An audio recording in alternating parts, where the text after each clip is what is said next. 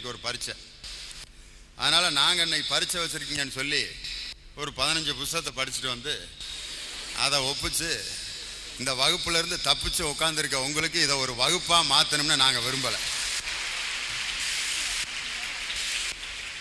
நான் ஒரு டெஸ்ட்டுக்கு போட்டேன், உண்மையிலே தப்பிச்சு தான் வந்திருக்கீங்கன்னு நினைக்கிறேன் நான். காரணம் என்னன்னா, எங்கள் பள்ளிக்கூடத்தை வச்சு தான் நான் சொல்கிறேன். காலையிலையும் பள்ளிக்கூடத்தில் மணி அடிக்குது, சாயந்தரமும் பள்ளிக்கூடத்தில் மணி அடிக்கிறார், ஒரே பியூன் தான் அடிக்கிறார். ஆனால் அந்த காலையில் அடிக்கிற அந்த பியூனோட மணியையும் வெறுக்கிறான், அந்த ஆளையும் வெறுக்கிறேன். 9 மணிக்கு அடிக்கிறாரு, அந்த பயலு அட்ராடு கொல்ல போகிறாங்கடா சாயங்காலம் வரைக்கும் அப்படின்ட்டு அந்த பியூனை பார்த்து அழுகுறாங்க. அதே பியூன் தான் சாயந்தரம் 4:30 அடிக்கிறாரு, அவரை நேசிக்கிறான், நல்ல அடியா அப்படின்ட்டு. காரணம் என்னன்னா, ஒரே மணி ஒரே ஆள் தான் அடிக்கிறான். அடிக்கிற நேரத்தையும் அது எந்த காரணத்திற்காக அடிக்கப்படுகிறதுங்கிற வச்சு அந்த மணி வந்து அவனுக்கு மகிழ்ச்சியையும் வேதனையும் தருது. அதே மாதிரி தான் ஒரு மணி அடிக்கிறதுல கூட மகிழ்ச்சியும் இருக்குது, வேதனையும் இருக்குது. அப்படி இருக்கும்போது இந்த அறிவியல்ல மக்களுக்கு அது தந்தது மகிழ்ச்சியா துயரமான்னு தலைப்பு. அருமையான தலைப்பு, பேசுறதுக்கே எங்களுக்கு ரொம்ப ஆசையாக இருக்கு. காரணம், இன்னைக்கு அத்தனை அறிவியல் கண்டுபிடிப்பு நம்மளை சுற்றி புதுசு புதுசாக வந்துக்கிட்டே இருக்கு. இப்போ புதுசாக ஒரு கருவி கண்டுபிடிச்சிருக்காங்களாம், அலுவலகத்தில் வேலை பார்க்குறவங்களுக்கு அவங்களுக்கு தெரியாமே ஒரு இடத்துல மாட்டிடலாமா. அதை அவன் எங்கே போகிறான், அரட்டை அடிக்கிறானா, வேலை பார்க்குறானா, டீ கடையில் போய் யாரை பற்றி என்ன புரணி பேசுகிறாங்கிறத சாயங்காலம் வரைக்கும் ரெக்கார்ட் பண்ணி கொடுத்துருமா. அப்படி ஒரு கருவியை கண்டுபிடிச்சிருக்கான். இனி இதெல்லாம் இப்போ இந்த கருவியெல்லாம் நம்ம நாட்டுக்கு வந்துச்சுன்னா என்ன ஆகுறது? அதுவும் பார்த்தா பொலாச்சண்டைக்கு போகிற ஒரு பெண்ணுக்கிட்ட மாட்டினோம்னு வச்சுக்கோங்க, அந்த ஊரை பற்றிய விவரம் பூரா அந்த கருவியில் சாயங்காலம் ரெக்கார்ட் ஆயிடும். வேற ஒன்றும் வேணாம். இப்படி ஒரு கருவி வந்து கண்டுபிடிச்சிருக்கிறது அறிவியலுடைய விந்தையா அல்லது மனிதனுக்கு அது துயரத்தை தருகிறதா? இப்படியே சொல்லிக்கிட்டே போகலாம். ஆனால் இன்னைக்கு மனிதனுடைய வாழ்க்கை எதை வச்சு தீர்மானிக்கப்படுதுன்னா அவனுடைய மனசை வச்சு தான். காரணம், எந்த ஒரு செயலில் முடிவெடுக்கிறதுக்கு முன்னாடியும் நம்மளை ஒரு கருத்தை அப்படியே ஆட்சி பண்ணிக்கிட்டே இருக்கு. கீழே ஒரு 100 ரூபா கிடக்குது, குடுகுடுன்னு ஓடி போய் யாரும் எடுக்க மாட்டான் அந்த 100 ரூபாயை. உடனே அந்த 100 ரூபாய் எடுக்கிறதுக்கு அவன் படுற அவஸ்தையை நீங்கள் பார்த்துருக்கீங்களா? நேராக அப்படியே பார்ப்பேன், அப்படி 2 பக்கம் அப்படி திரும்ப யாராவது பார்க்குறாங்களா அப்படின்ட்டு யாரை பார்த்தாலும் சிரிப்பேன் அந்த 100 ரூபாய் எடுக்கிற வரைக்கும். ஏன்னா ஒரு தவறு பண்ணுறதுக்கு முன்னாடி அது தவறு பண்ணுறமேங்கிற அந்த குற்ற உணர்வு. நேராக அந்த 100 ரூபாய்க்கு பக்கத்தில் வந்து நின்று உடனே குனிஞ்சு எடுக்க மாட்டேன், யாராவது பார்க்குறாங்களான்னு ஒரு 5 நிமிஷம் பார்த்துட்டு இங்கேருந்து சொரிஞ்சிக்கிட்டே வருவேன் கால் வரைக்கும். அப்படி ஒரு அரிப்பு ஒரு மனுஷனுக்கு வர்றதுக்கு வாய்ப்பே இல்லை.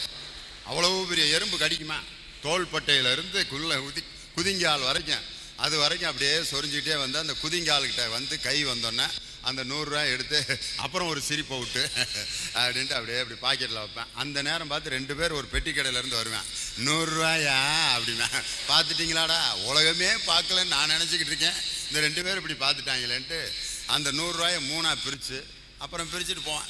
காரணம் என்னென்னா, ஒரு 100 ரூபாய் எடுக்கிறதுக்கு அவன் தப்பு பண்ணும் பொழுது அந்த தவறை மற்றவங்கள்ட்ட இருந்து மறைக்கணுங்கிற ஒரு உணர்வு அவன்கிட்ட இருந்து வந்துகிட்டே இருக்கு. இதுதான் இன்னைக்கு மனித சமுதாயத்தை வாழ வச்சுட்டு.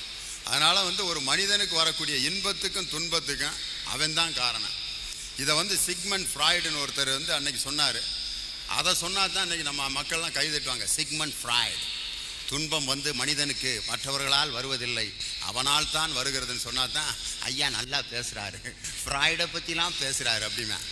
அதையே நம்ம ஆளு தமிழன் பல 100 ஆண்டுகளுக்கு முன்னாடி சொல்லியிருக்கான், தீதும் நன்றும் பிறர் தர வாரா அப்படின்னு சொன்னான். அதை சொன்னோம்னா கிரிக்க மாதிரி பேசிட்டு இருக்கான் ஐயா அப்படின்னு. அதையே சிக்மண்ட் ஃப்ராய்டு சொன்னார்னாக்கா அருமையான பேச்சாளருங்கிறான். கணியன் பூங்குன்றனார் சொல்லியிருக்காருன்னு சொன்னால் விவரம் தெரியாமல் பேசிக்கிட்டு இருக்காரு அப்படி. காரணம் இன்னைக்கு அப்படி ஆயிடுச்சு. காரணம், மனுஷனுக்கு வரக்கூடிய பேரில் கூட பாருங்க, சில பேர்த்துக்கு பொருத்தமாக இருக்கும் பேர், சில பேர்த்துக்கு அவன் பேருக்கும் வாழ்க்கைக்கும் சம்பந்தமே இருக்காது.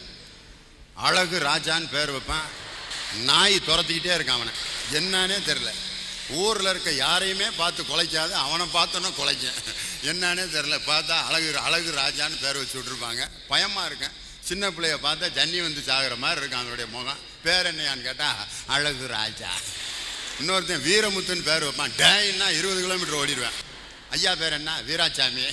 உங்கள் பேர் வீரமுத்து, தம்பி பேர் வீரகிருஷ்ணன் அப்படின்னு வீரமாக பேர் வச்சுருப்பாங்க, பயந்து சாவாங்க. இன்னொருத்தனுக்கு பேர் வச்சுருந்தானுங்க ஆரோக்கிய சுவாமின்னு. பிறந்ததுலேருந்து ஆஸ்பத்திரியில் தான் இருக்கான் அந்த ஆள். பேர் என்னான்னு கேட்டால் ஆரோக்கிய சாமி. பேர் கூட சிலருக்கு பொருத்தமாக அமைந்திருக்கும், ஆனால் இந்த ஊரில் இன்னைக்கு நாங்கள் பேசுவதற்கு பெருமைப்படுகிறோம். காரணம் என்றால், நான் லியோனி MA MD என்று ஒரு பட்டத்தை நான் போட்டிருக்கிறேன் என்று சொன்னால், நான் பள்ளியில் படிக்கின்ற போது இலவச கல்வி திட்டத்தை கொண்டு வந்த பெருந்தலைவர் காமராஜ் பிறந்த புண்ணிய பூமி இந்த ஊர். அந்த ஊரில் அறிவியலை பற்றி பேசுறது உண்மையிலே இன்னைக்கு ஒரு பொருத்தமான ஒரு செயல். காரணம், அவருக்கு அமைஞ்ச பேர் பாருங்க, காமராஜ், காமத்தை வென்ற அரசன். உண்மையிலே திருமணமே செய்து கொள்ளாமல் இந்த நாட்டு மக்களை, நாட்டு மக்களின் நலனை திருமணம் செய்து கொன்ற காமத்தை வென்ற அரசன் காமராஜ். அதனால் அவர் பிறந்த இந்த பூமியில் அறிவியலை பற்றி பேசுவது மிகவும் பொருத்தமான ஒரு செயல் அப்படின்னு நான் நினைக்கிறேன். இன்னைக்கு வாழ்க்கை எப்படி இருக்காது, பொம்பளை பிள்ளைங்க ஒரு குறிப்பிட்ட வயசுக்கு வந்தோன்னா கண்ணாடியில் நிற்கிறது இயல்பு தான். கண்ணாடிக்கிட்டே தான் நின்றுருப்பாங்க எப்பயுமே. அது நிற்க அப்படியே இங்கே ஒரு முடி தொங்கிட்டு இருக்கேன், அதை எடுத்து விட்டு திரும்ப கொண்டு வருவாங்க, எதுக்குன்னே தெரியல.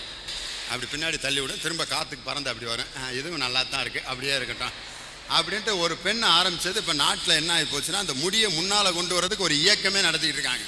சாயநாடு பொட்டை இந்த இடத்துல வச்சு அப்படி ஒரு பார்வை, அப்புறம் அப்படி ஒரு பார்வை, அப்புறம் திரும்ப எடுத்து திரும்ப இங்கனை வச்சு அப்படின்ட்டு என்ன ஜாலியாக இருக்குங்கிறீங்க. ஒரு 3/4 மணி நேரம் இதெல்லாம் உனக்கு எப்படியா தெரியும்னு கேட்காதீங்க. என் கூட 3 தங்கச்சியை பிறந்திருக்குல்ல, இப்போ அதுகளும் பள்ளிக்கூடத்துக்கு பரப்புறது, காலேஜுக்கு பரப்புறதை பார்க்குறோம்ல. அதுவும் அந்த தாவணி போட்ட காலத்தில் பார்க்கணுமே. அப்படி நிமிர்ந்து நின்று ஒரு பார்வை, அப்புறம் அப்படி சைடில் அப்படி தான் பார்க்கணும்.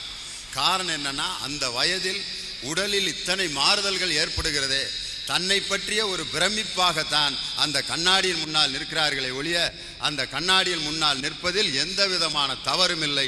அந்த கண்ணாடி முன்னால் நின்று தன்னை பற்றிய அந்த பூரிப்பை எய்தத்தான் ஒரு மனிதனுக்கு தன்னம்பிக்கை வருகிறது என்று ஒரு உளவியல் நிபுணர் நிரூபித்திருக்கிறார். ஆனால் இன்னைக்கு ஒரு பொண்ணு கண்ணாடிகிட்ட நின்னா வீட்டில் பின்னால் என்ன பேசிக்குவாங்க தெரியுமா?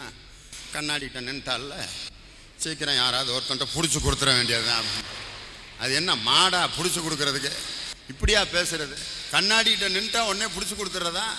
இந்த அறிவியல் கண்டுபிடிப்பு கண்ணாடிங்கிறத எப்படி கண்டுபிடிச்சிருப்பாங்க யோசனை பண்ணி பாருங்களேன். அந்த கண்ணாடியை முதல்ல பார்த்தோன்னே இந்த மனித இனம் எவ்வளவு பரவசப்பட்டிருக்கான் தன்னுடைய முகத்தை முதல்ல பார்க்கும்போது. அப்படி ஒரு கண்ணாடியை எங்கேயோ ஒரு ஊரில் வெட்டிக்கிட்ட போகிறேன், என்னத்தையோ எடுக்கிறேன், சிரிக்கிறான், என்ன அப்படின்ட்டு அந்த அம்மா அவன் போன பிற்பாடு பெட்டியிலேருந்து எடுத்து பார்த்துருக்கு ஒரு பொம்பளை. இவ கூட தான் இந்த நாய் நைட்டு 10 மணிக்கு பேசிக்கிட்டு இருந்துச்சா? எத்தனை நாளாக நடக்குது இந்த தொழில், இன்னைக்கு பாரு அவன் வரட்டும் வச்சுக்கிறேன் இருக்கு அந்த அம்மா. வந்த பிற்பாடு யார் அந்த பொம்பளை, எவ்வளோ நாளாக நடக்குது எனக்கு தெரியாமல், அது பொம்பளை இல்லடி ஆம்பளைன்னு இருக்கான், நல்லா பாருன்ட்டு 2 பேரும் சேர்ந்து பார்த்துருக்காங்க. 2 பேர்த்தினுடைய முகம் தெரிஞ்ச பிற்பாடு தான் இது கண்ணாடி, நமது முகத்தை நாமக்கே காட்டக்கூடிய கண்ணாடிங்கிற அறிவு. ஒவ்வொரு அறிவையும் பெறுவதற்கு மிகப்பெரிய போராட்டம் நடத்தியிருக்கான். அன்னைக்கு ஆதி காலத்து மனுஷன் விலங்குகளை வேட்டையாடி சாப்பிட்டுக்கிட்டு பச்சையாக தின்னுட்டு இருந்திருக்கான். வேட்டையாடிய விலங்குகளை பூரா ஒரு இடத்துல குமிச்சு வச்சிருக்கும் பொழுது திடீர்னு 2 கற்கள் உரசி தீப்பிடிச்சிருச்சு. தீப்பிடிச்சு அந்த விலங்குகள் பூரா அப்படியே எரிஞ்சு கறிக்கொட்டையாகி போச்சு. என்னடா அது நம்ம வேட்டையாடி வச்ச விலங்குகள் பூரா இப்படி ஆகிப்போச்சே அப்படின்னு சொல்லிட்டு அதுக்குள்ளே அப்படி கை விட்டுருக்கான். சூடாக இருந்திருக்கு. சூடானோன்னா கை எங்கே போகும்? ஆட்டோமேட்டிக்காக இருக்கிற இம்மீடியட் ஃபயர் சர்வீஸ் நம்மளுக்கு இதுதான், வாய் தான். சூடானா அப்படின்னு இப்படி வாயில் வச்சுருக்கான். ஏற்கனவே பச்சையாக தின்னதை விட அந்த சுடப்பட்ட விலங்கினுடைய சுவை அவனுக்கு மாறுதலாக இனிப்பாக டேஸ்டாக தெரிஞ்சிருக்கு. அன்னைக்கு தொடங்கினா சமையலை, அன்னைக்கு ஆரம்பித்தது மனித குலத்தில் சமையல்ங்கிறது. ஒவ்வொரு அறிவியல் கண்டுபிடிப்புலையும் இப்படி ஒரு மிகப்பெரிய போராட்டத்தின் பிறகுதான் அறிவியல்ங்கிறத உற்பத்தி ஆயிருக்கு. இப்படி கண்டுபிடிக்கப்பட்ட அறிவியல் இன்னைக்கு எங்கே கொண்டு வந்து நிறுத்தியிருக்கு? சினிமா படத்தை வீட்டிலே உட்காந்து பார்க்குறோம், அதுவும் ஆங்கில படங்கள். கிராமத்தில் இருக்க ஆட்கள் கூட ஆங்கில படங்கள் பார்க்குற அளவுக்கு வந்துருச்சு. கிராமத்தில் 1ஆம் கிளாஸ் 2ஆம் கிளாஸ் படிக்காத ஆள் கூட ஆங்கில படத்தில் போய் உட்காந்து பார்த்துட்டு இருக்கு. அது விளங்குதோ விளங்குலையோ உட்காந்துருப்பேன் 1.5 மணி நேரம். பாக்கெட்டுக்குள்ளே ஃபோன் வச்சுருந்தாங்க, அதுக்கு ஒரு கதை விட்டேன். மேல் பாக்கெட்டில் ஃபோன் வைக்காதீங்க, மணி அடித்தா இருதயத்தை பாதிக்கும்னா. உடனே ஃபோனை கொண்டு போய் டவுசர் பாக்கெட்டில் வச்சுட்டேன். அங்கேயும் வைக்கப்படாது, கிட்னி பாதிக்கப்படும்னா. இப்போ எல்லாரும் ஃபோனை கையிலே தூக்கிட்டு அலையிறான், எதுக்குடா வம்பு? இவ்வளவு செல்ஃபோன் கண்டுபிடிச்ச பிற்பாடு அந்த அடிப்படை நம்பிக்கையிலேருந்து அந்த பயங்கள்லேருந்து என்ன விடுதலை ஆகலை. இந்த பயத்திலிருந்து விடுதலை பண்ணியதும் அறிவியல் தான். இந்த அறிவியல் இன்னைக்கு மனிதனுக்கு நன்மையை தருகிறதா தீமையை தருகிறதா அப்படிங்கிறதான் இன்றைக்கு பட்டிமண்டபத்தினுடைய தலைப்பு. மகிழ்ச்சியே அப்படின்னு பேசுறதுக்கு 2 பேர், துயரமேன்னு பேசுறதுக்கு 2 பேர் வந்திருக்காங்க. அருமையான தலைப்பு, நல்ல ரசிகர்கள். ஒரு கலைஞனுக்கு நல்ல ரசிகர்கள் கிடைக்கிற மாதிரி ஒரு மகிழ்ச்சியான அனுபவம் வேறு எதுவும் இருக்க முடியாது. காரணம், நான் அதை அனுபவிச்சவன். டிவியில் பேசியிருக்கேன், கேசட்டில் பேசியிருக்கேன். என்னையும் சினிமாவில் நடிக்க வைக்கணும்ட்டு ஒரு பரிதாபப்பட்ட ஆள், என்னுடைய நண்பர், ஒரு சினிமாவில் என்னை நடிக்க வச்சார். அந்த படம் பார்த்துருப்பீங்க யாராவது, கங்கா கௌரின்னு ஒரு படம். அதில் எனக்கு பெரிய கதாநாயக வேஷம்லாம் கிடைக்கல. வடிவேலுக்கும் அருண்குமாருக்கும் அப்பா வேஷம் தான் கொடுத்தாங்க எனக்கு. எங்கள் அப்பா நான் நடித்த படத்தை பார்த்துட்டு வந்து, எங்கடா படத்தில் உன்னைய காணவே காணான்னாரு. படத்தில் ஃபஸ்ட்டு சீனே நான் தான்ப்பா தேங்காய் உடைப்பேன் அப்படின்னாரு. அப்படியா, யாரோ ஒரு கிழவன் தான் உடைச்சேன் அப்படின்னாரு. அந்த கிழவன் தான்ப்பா நானுன்னு. நம்ம அந்த படத்தில் நடித்ததுக்கு பிற்பாடு, ஆஹா மக்கள் நம்ம நடிப்பை பயங்கரமாக ரசிக்கிறாங்களாக்குன்ட்டு நான் ரொம்ப நினப்பில் அந்த படம் திண்டுக்கல்லில் கணேஷ் தியேட்டரில் ரிலீஸ் ஆயிருந்துச்சு.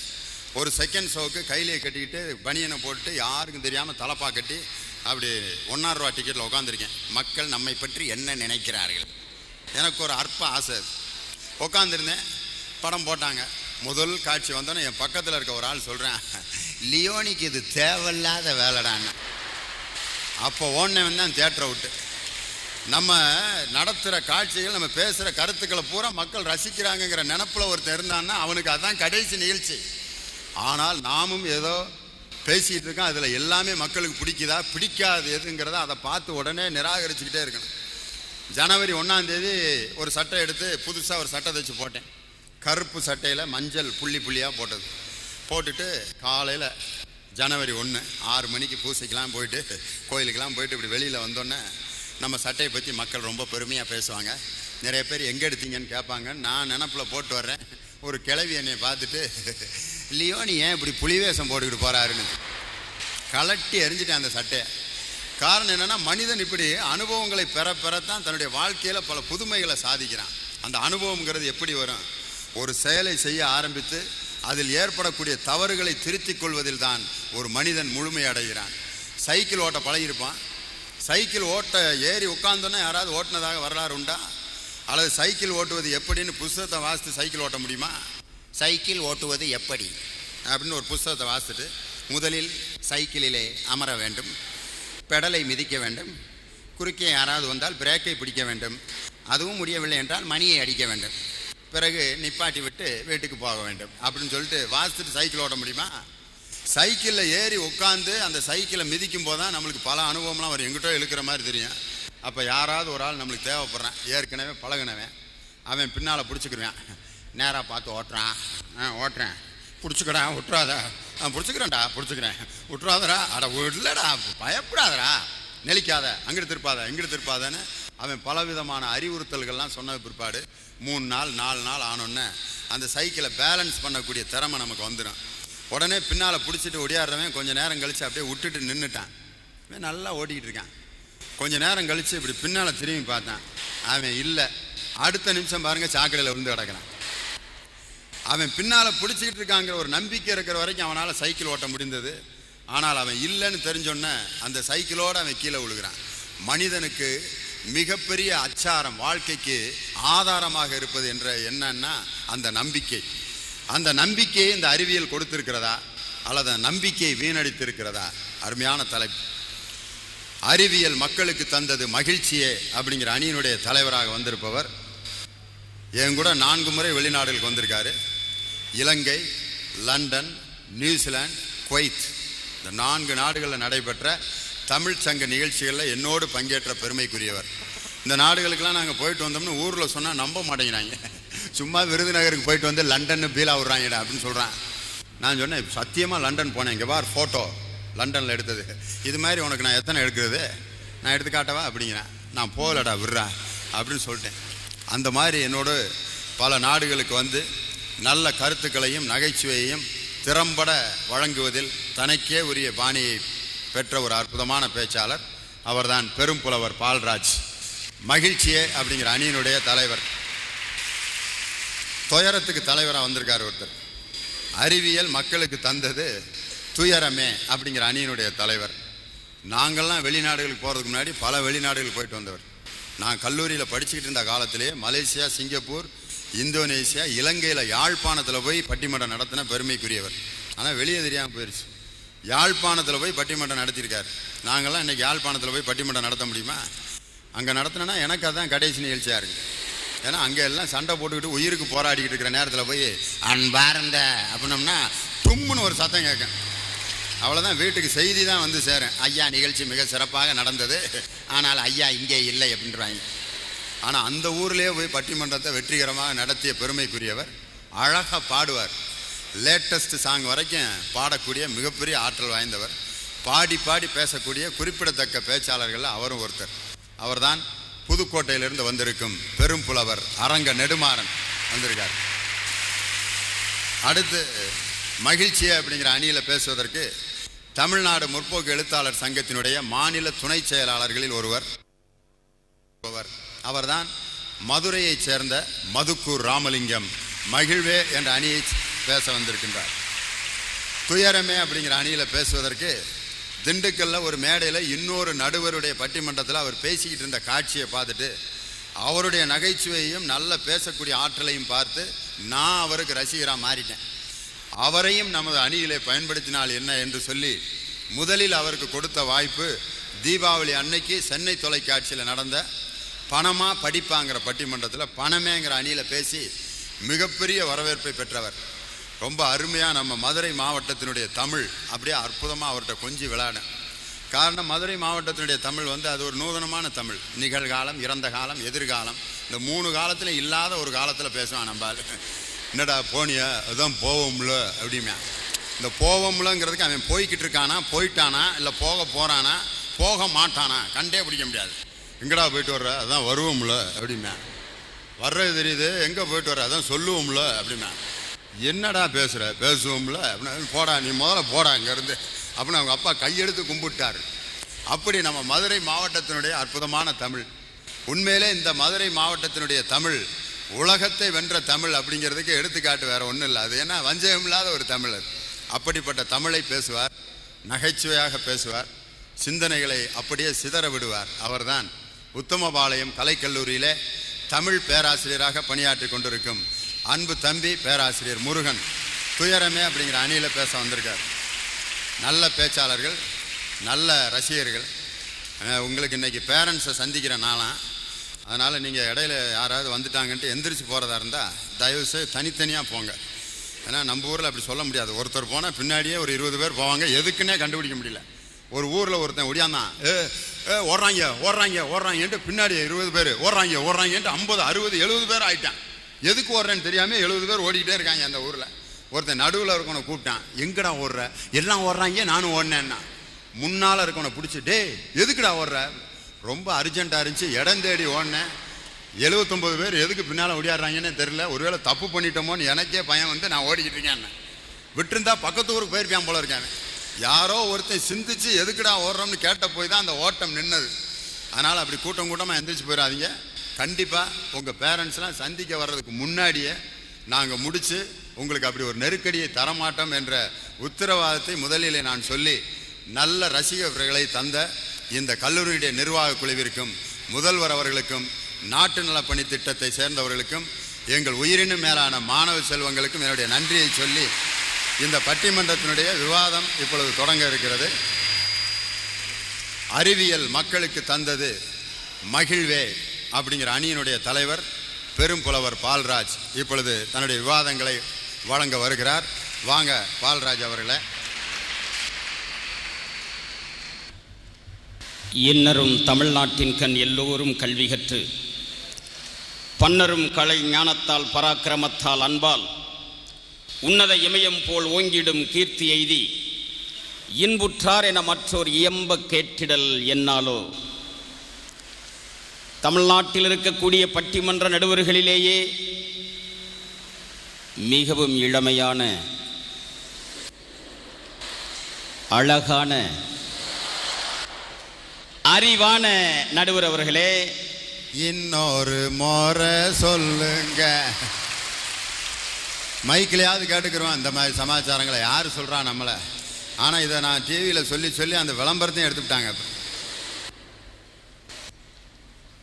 சிறப்பு மிகுந்த இந்த கல்லூரியை மிக சிறப்பாக நிர்வாகம் செய்து வருகின்ற மதிப்பிற்கும் மரியாதைக்கும் உரிய நிர்வாகி அவர்களே, மதிப்பிற்குரிய கல்லூரி முதல்வர் அவர்களே, மதிப்பிற்குரிய கல்லூரி பேராசிரியர் பெருமக்களே, எதிர்கால இந்தியாவின் நம்பிக்கை நட்சத்திரங்களாக அமர்ந்திருக்கக்கூடிய பிடி உஷாக்களே, மல்லேஸ்வரிகளே, அன்னை தெரசாக்களே, உங்களை வாழ்த்துகிறேன், வணங்குகிறேன். இந்த அருமையான வாய்ப்புக்கு நன்றி சொல்லுகிறேன். இன்னும் ஒரு அம்மா விட்டுட்டீங்களே, சின்ன பிள்ளைகளே அப்படின்னு சொல்லுங்க. ஒரு அறிவியல் பட்டிமன்றத்தில் வந்து அறிவியல் வளர்ச்சி மக்களுக்கு மகிழ்ச்சியை தர்றதுன்னு நாங்கள் பேச வந்திருக்கோம். என்ன தைரியம் இருந்தா அது ஒரு கல்லூரியில் வந்து அறிவியலை எடுத்து படித்து கொண்டிருக்கக்கூடிய மாணவிகள் மத்தியில் வந்து அறிவியல் பட்டிமன்றத்தில் அறிவியல் வளர்ச்சி துயரத்தை தர்றதுன்னு பேசுறதுக்கு 2 பேரியா?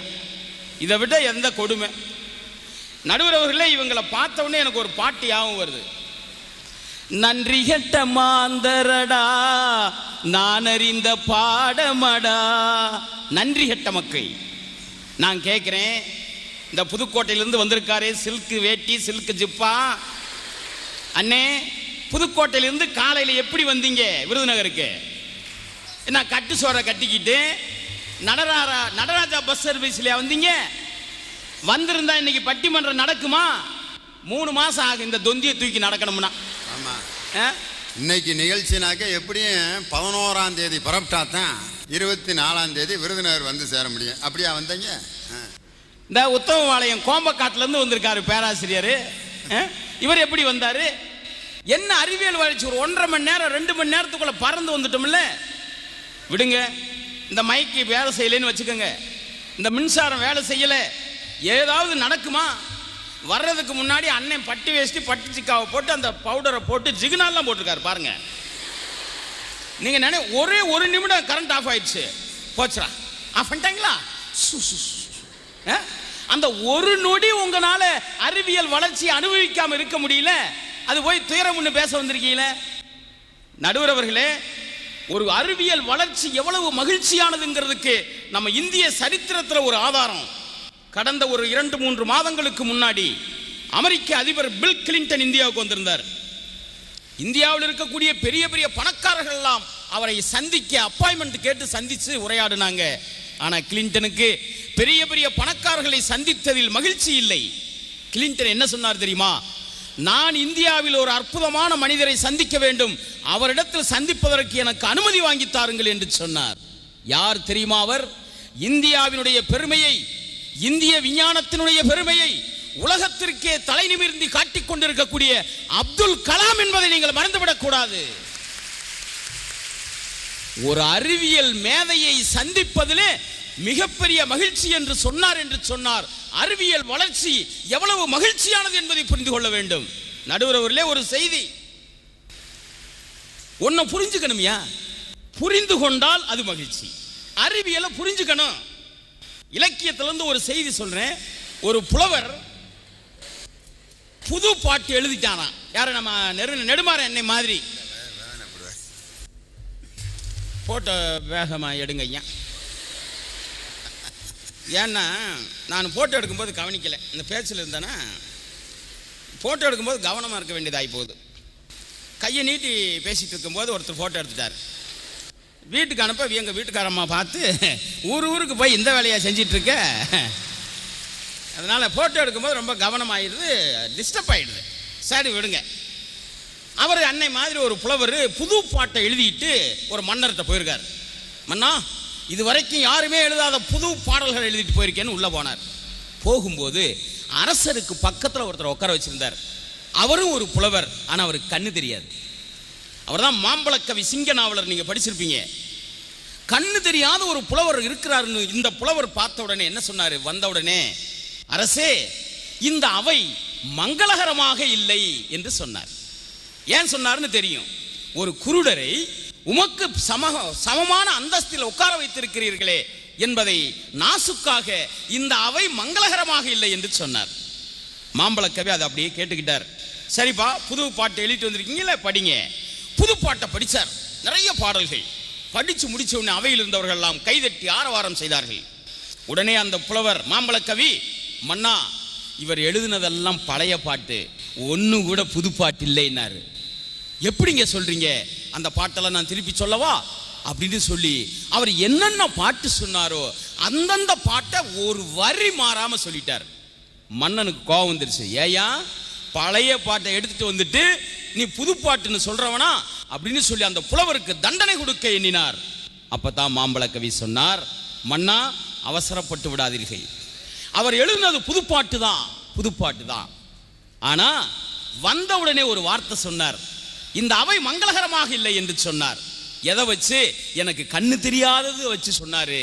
ஆனா அவர் அந்த பாட்டை சொல்ல சொல்ல நான் அப்படியே மனப்பாடம் பண்ணிட்டேன். எனக்குள்ள அந்த திறமை இருக்குன்னு சொன்னார். ஒரு கண் தெரியாதவராக இருந்து அத்துணை பாடல்களையும் அவர் புரிந்து கொண்டார். நான் கேட்கிறேன், அன்னை நெடுமாறன்னே, தம்பி முருகனே, உங்களுக்கு கண் இருந்தும் நீங்கள் ஏன் குருடர்களாக இருக்கிறீர்கள் என்று கேட்கிறேன். இந்த இவ்வளவு அறிவியல் வளர்ச்சி உங்க கண்ணுக்கு தெரியலையா? தெரியலையா? பயன்படுத்த தெரியணுமியா? ஒரு அறிவியல், ஒரு பொருளை பயன்படுத்த தெரியணும். தீக்குச்சி, நடுவரில் தீக்குச்சி, தீக்குச்சி ஒரு அறிவியல் சாதனம் தானே. அதை பயன்படுத்தி ஒரு விளக்க பொருத்தினா மகிழ்ச்சி. வீட்டில் எல்லாரும் அந்த விளக்க பார்த்து கும்பிடுவோம். ஆனா அதே தீக்குச்சியில பக்கத்து வீட்டையும் பொருத்தலாம் இல்லையா? நம்ம அதையே சொல்ல வர்றோம். அறிவியல் எந்த நோக்கத்திற்காக கண்டுபிடிக்கப்பட்டது? நடுவர் அவர்களே, ஒரு 5 வருஷத்துக்கு முன்னாடி நீங்களும் நானும் எவ்வளவு கஷ்டப்பட்டிருப்போம். இப்பதாயா கொஞ்ச காலமே எங்க கையில தழும்பே கிடையாது. இன்னும் மாப்பிள்ளை கையில கொஞ்சம் தழும்பு இருக்குது. ஏன் தெரியுமா? வீட்டில் மாவு ஆட்டி ஆட்டி துணி துவைச்சு துவைச்சு நாங்க 2 பேரும் என்ன கஷ்டப்பட்டோம். ஆனா வீட்டில் இன்னைக்கு நமக்கு எவ்வளவு மரியாதை. கிரைண்டர் வாங்கி கொடுத்துட்டோம், வாஷிங் பேஷன் வாங்கி கொடுத்துட்டோமா இல்லையா? அன்னைக்கு இருந்து எங்க 2 பேர்த்துக்கு வீட்டில் மதிப்பு மரியாதை. அடே அப்பா, எங்க மாப்பிள்ளை வீட்டில் போனா எங்க தங்கச்சி முதல்ல ஆப்பிள் ஜூஸ் தான். அங்க ஆப்பிள் ஜூஸ்னா எனக்கு இங்க ஆட்டுக்கால் சூப்பு. அறிவியல் வளர்ச்சி தெரியணும். இன்னைக்கு உதாரணம் பாருங்க, காதல் கூட அதை புரிந்து கொண்டவர்களுக்கு அது காதல். வீட்டில் மனைவியை புரிந்து கொண்டா குடும்பம் நல்லா இருக்கும். இப்போ சம்சாரம் அது மின்சாரம்ங்கிறான் ஒரு படத்தில். சம்சாரம் அது மின்சாரம். அதுக்காக சம்சாரத்தை தொடாமல் இருக்க முடியுமா? தொடு, நேரங்காலம் அறிஞ்சு தொடு. அறிவியல் அதுதான். ஒரு பொருளை பயன்படுத்த வேண்டிய முறையில் பயன்படுத்தினால் அது நிச்சயமாக அது மகிழ்ச்சியை தரும். அண்ணனுக்கு வீட்டில் ஏதாவது ஒரு பொருள் வீட்டில் கேட்டால், எங்கள் அண்ணி கேட்டால் வாங்கியே கொடுக்க மாட்டார். அதனால எங்கள் அண்ணனுக்கு வீட்டில் எவ்வளோ பெரிய மரியாதை தெரியுமா?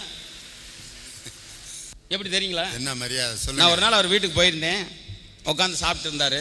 அது துண்டை கட்டிட்டு உட்காந்துருந்தாருன்னா பிள்ளையார் மதியாக இருப்பார். அதுதான் நானும் உட்காந்தேன். பேருக்கு சாப்பிடுன்னு சொல்லலை. இட்லி சாப்பிட்டார், ஒரு 2 டஜன் சாப்பிட்டார். நான் எண்ணிகிட்டே இருந்தேன். மறுபடியும் எங்கள் அண்ணி வீட்டுக்குள்ளே போனவங்க சரி மறுபடியும் இன்னுமா சாப்பிட போகிறாருன்னு நினச்சேன். போய் சூடத்தை தட்டில் எடுத்துகிட்டு கொண்டு வந்தாங்க. அடாடா, சாமி கும்பிட மறந்தாக போல இருக்கு அப்படின்னு நினச்சேன். வந்த உடனே என்ன செஞ்சாங்க தெரியுமா? சூடத்தை பொருத்தி இவர் உட்காந்து சாப்பிட்ருக்காரு. அப்படியே இவருக்கு முன்னாடி சூடத்தை அப்படி தீபார்த்தனை மாதிரி காட்டி இவரை 3 சுற்றி நெடுஞ்சாங்க விழுந்து அந்த அம்மா கும்பிடுச்சு. எனக்கு ஆச்சரியமாக போச்சு. கேட்டேன், அண்ணி, உங்கள் வீட்டுக்காரர் மேலே இவ்வளவு பக்தியா? அதுக்கு எங்கள் அண்ணி சொல்லிச்சு, அதெல்லாம் இல்லை கொண்டுனாரே. ஒரு வாரத்துக்கு முன்னாடி ஒரு சாமியார்ட்ட போனேன். எனக்கு 7.5 நாட்டு சனியை பிடிச்சிருக்குன்னு சொன்னார். அதனால் சனிக்கிழமை சனீஸ்வரன் கோயிலுக்கு போய் 3 சுத்த சொன்னார். புதுக்கோட்டையில் சனீஸ்வரன் கோயில் இல்லை. சனீஸ்வரனை சுற்றினா என்ன, எங்கள் வீட்டுக்காரரை சுற்றினா என்ன? இம்சை. இப்போ அறிவியலை மதிக்கலைன்னா இப்படி தான் எங்கள் வீட்டில் இம்சை வரும். இன்னைக்கு அறிவியலுடைய அற்புதம் தானே சினிமா. சினிமாவின் டிவி இல்லைன்னா இன்னைக்கு நமக்கு பொழுது போகுமா? ஒரு மகிழ்ச்சியினுடைய அடையாளமே இன்னைக்கு சினிமாவின் டிவியும் தானே. அந்த அறிவியல் சாதனத்தை கண்டுபிடிக்கிறதுக்கு ஒரு அறிவியல் மேதை எவ்வளவு காலம் பாடுபட்டிருப்பான். சினிமாவை பார்க்க வேண்டிய கண்ணோட்டத்தில் பார்க்குற நடுவரவர்களே. இன்னைக்கு பாரதி படம் வந்திருக்கு. பாரதி படம் வந்த உடனே சொன்னா, பாரதி படம் மட்டுமல்ல, இந்திய மக்களுக்கு அது ஒரு பாடம் அப்படின்னு எழுதலாம். நிற்பதுவே, நடப்பதுவே, பறப்பதுவே. இந்த பாட்டை பாரதியார் கவிதைகளை நாங்கள் தேடி தேடி பார்த்தோம், காணோம்.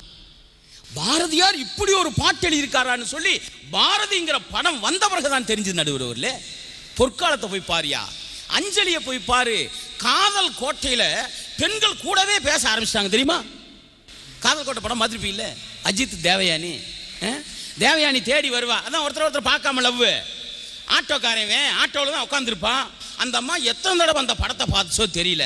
அடியே அவன் தாண்டி, அடி விவஸ்தை கட்டவளே அவன் தான் கூடவே பேசுது. பேச வச்சது இல்லையா சினிமா? பாலும் பழம் போய் பாருங்க, பாசமலர் பாருங்க, நல்ல நல்ல பாட்டை கேளுங்க.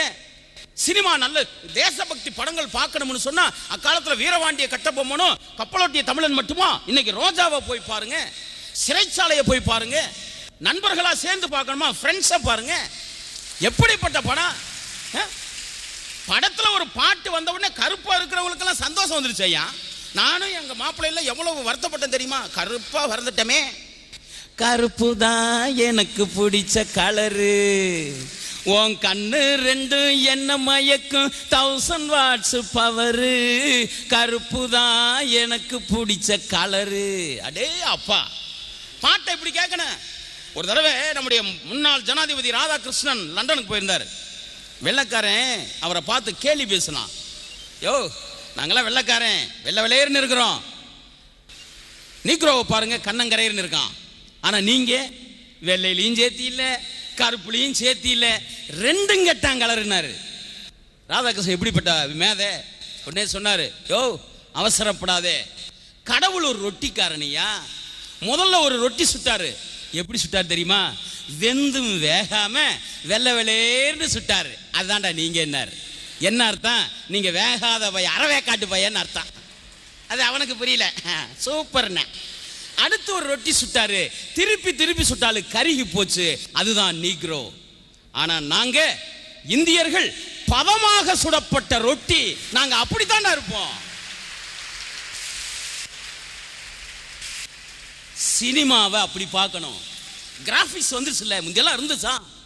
ஜீன்ஸ் படமும் முதல்வன் படமும் வெற்றி அடைந்ததற்கு முக்கிய காரணம் கிராபிக்ஸ் தானே. ஜீன்ஸ்ல பாருங்க, பிரசாந்த் ரெட்டை பிள்ளை, ரெட்டை பிள்ளை பிறந்தவங்களுக்கு பொண்ணு ரெட்டை பிள்ளை பிறந்தது எங்கேயா கிடைக்கும்? இது ஒரு மூட நம்பிக்கை இல்லையா?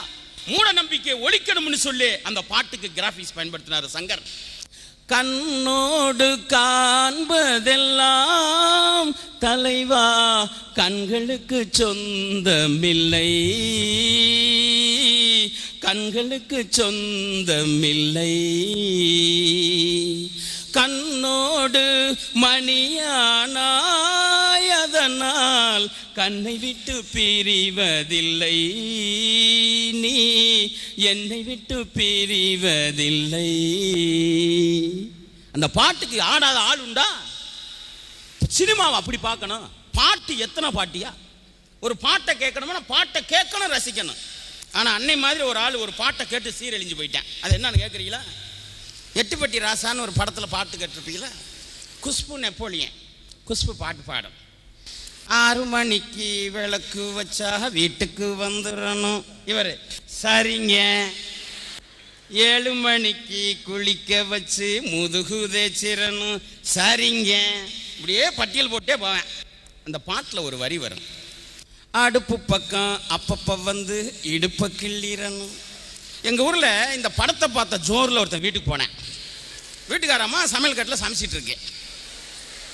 பாட்டியாகவும் வந்துருச்சு, அடுப்பு பக்கம் அப்பப்ப வந்து இடுப்ப கிள்ளிடணும்.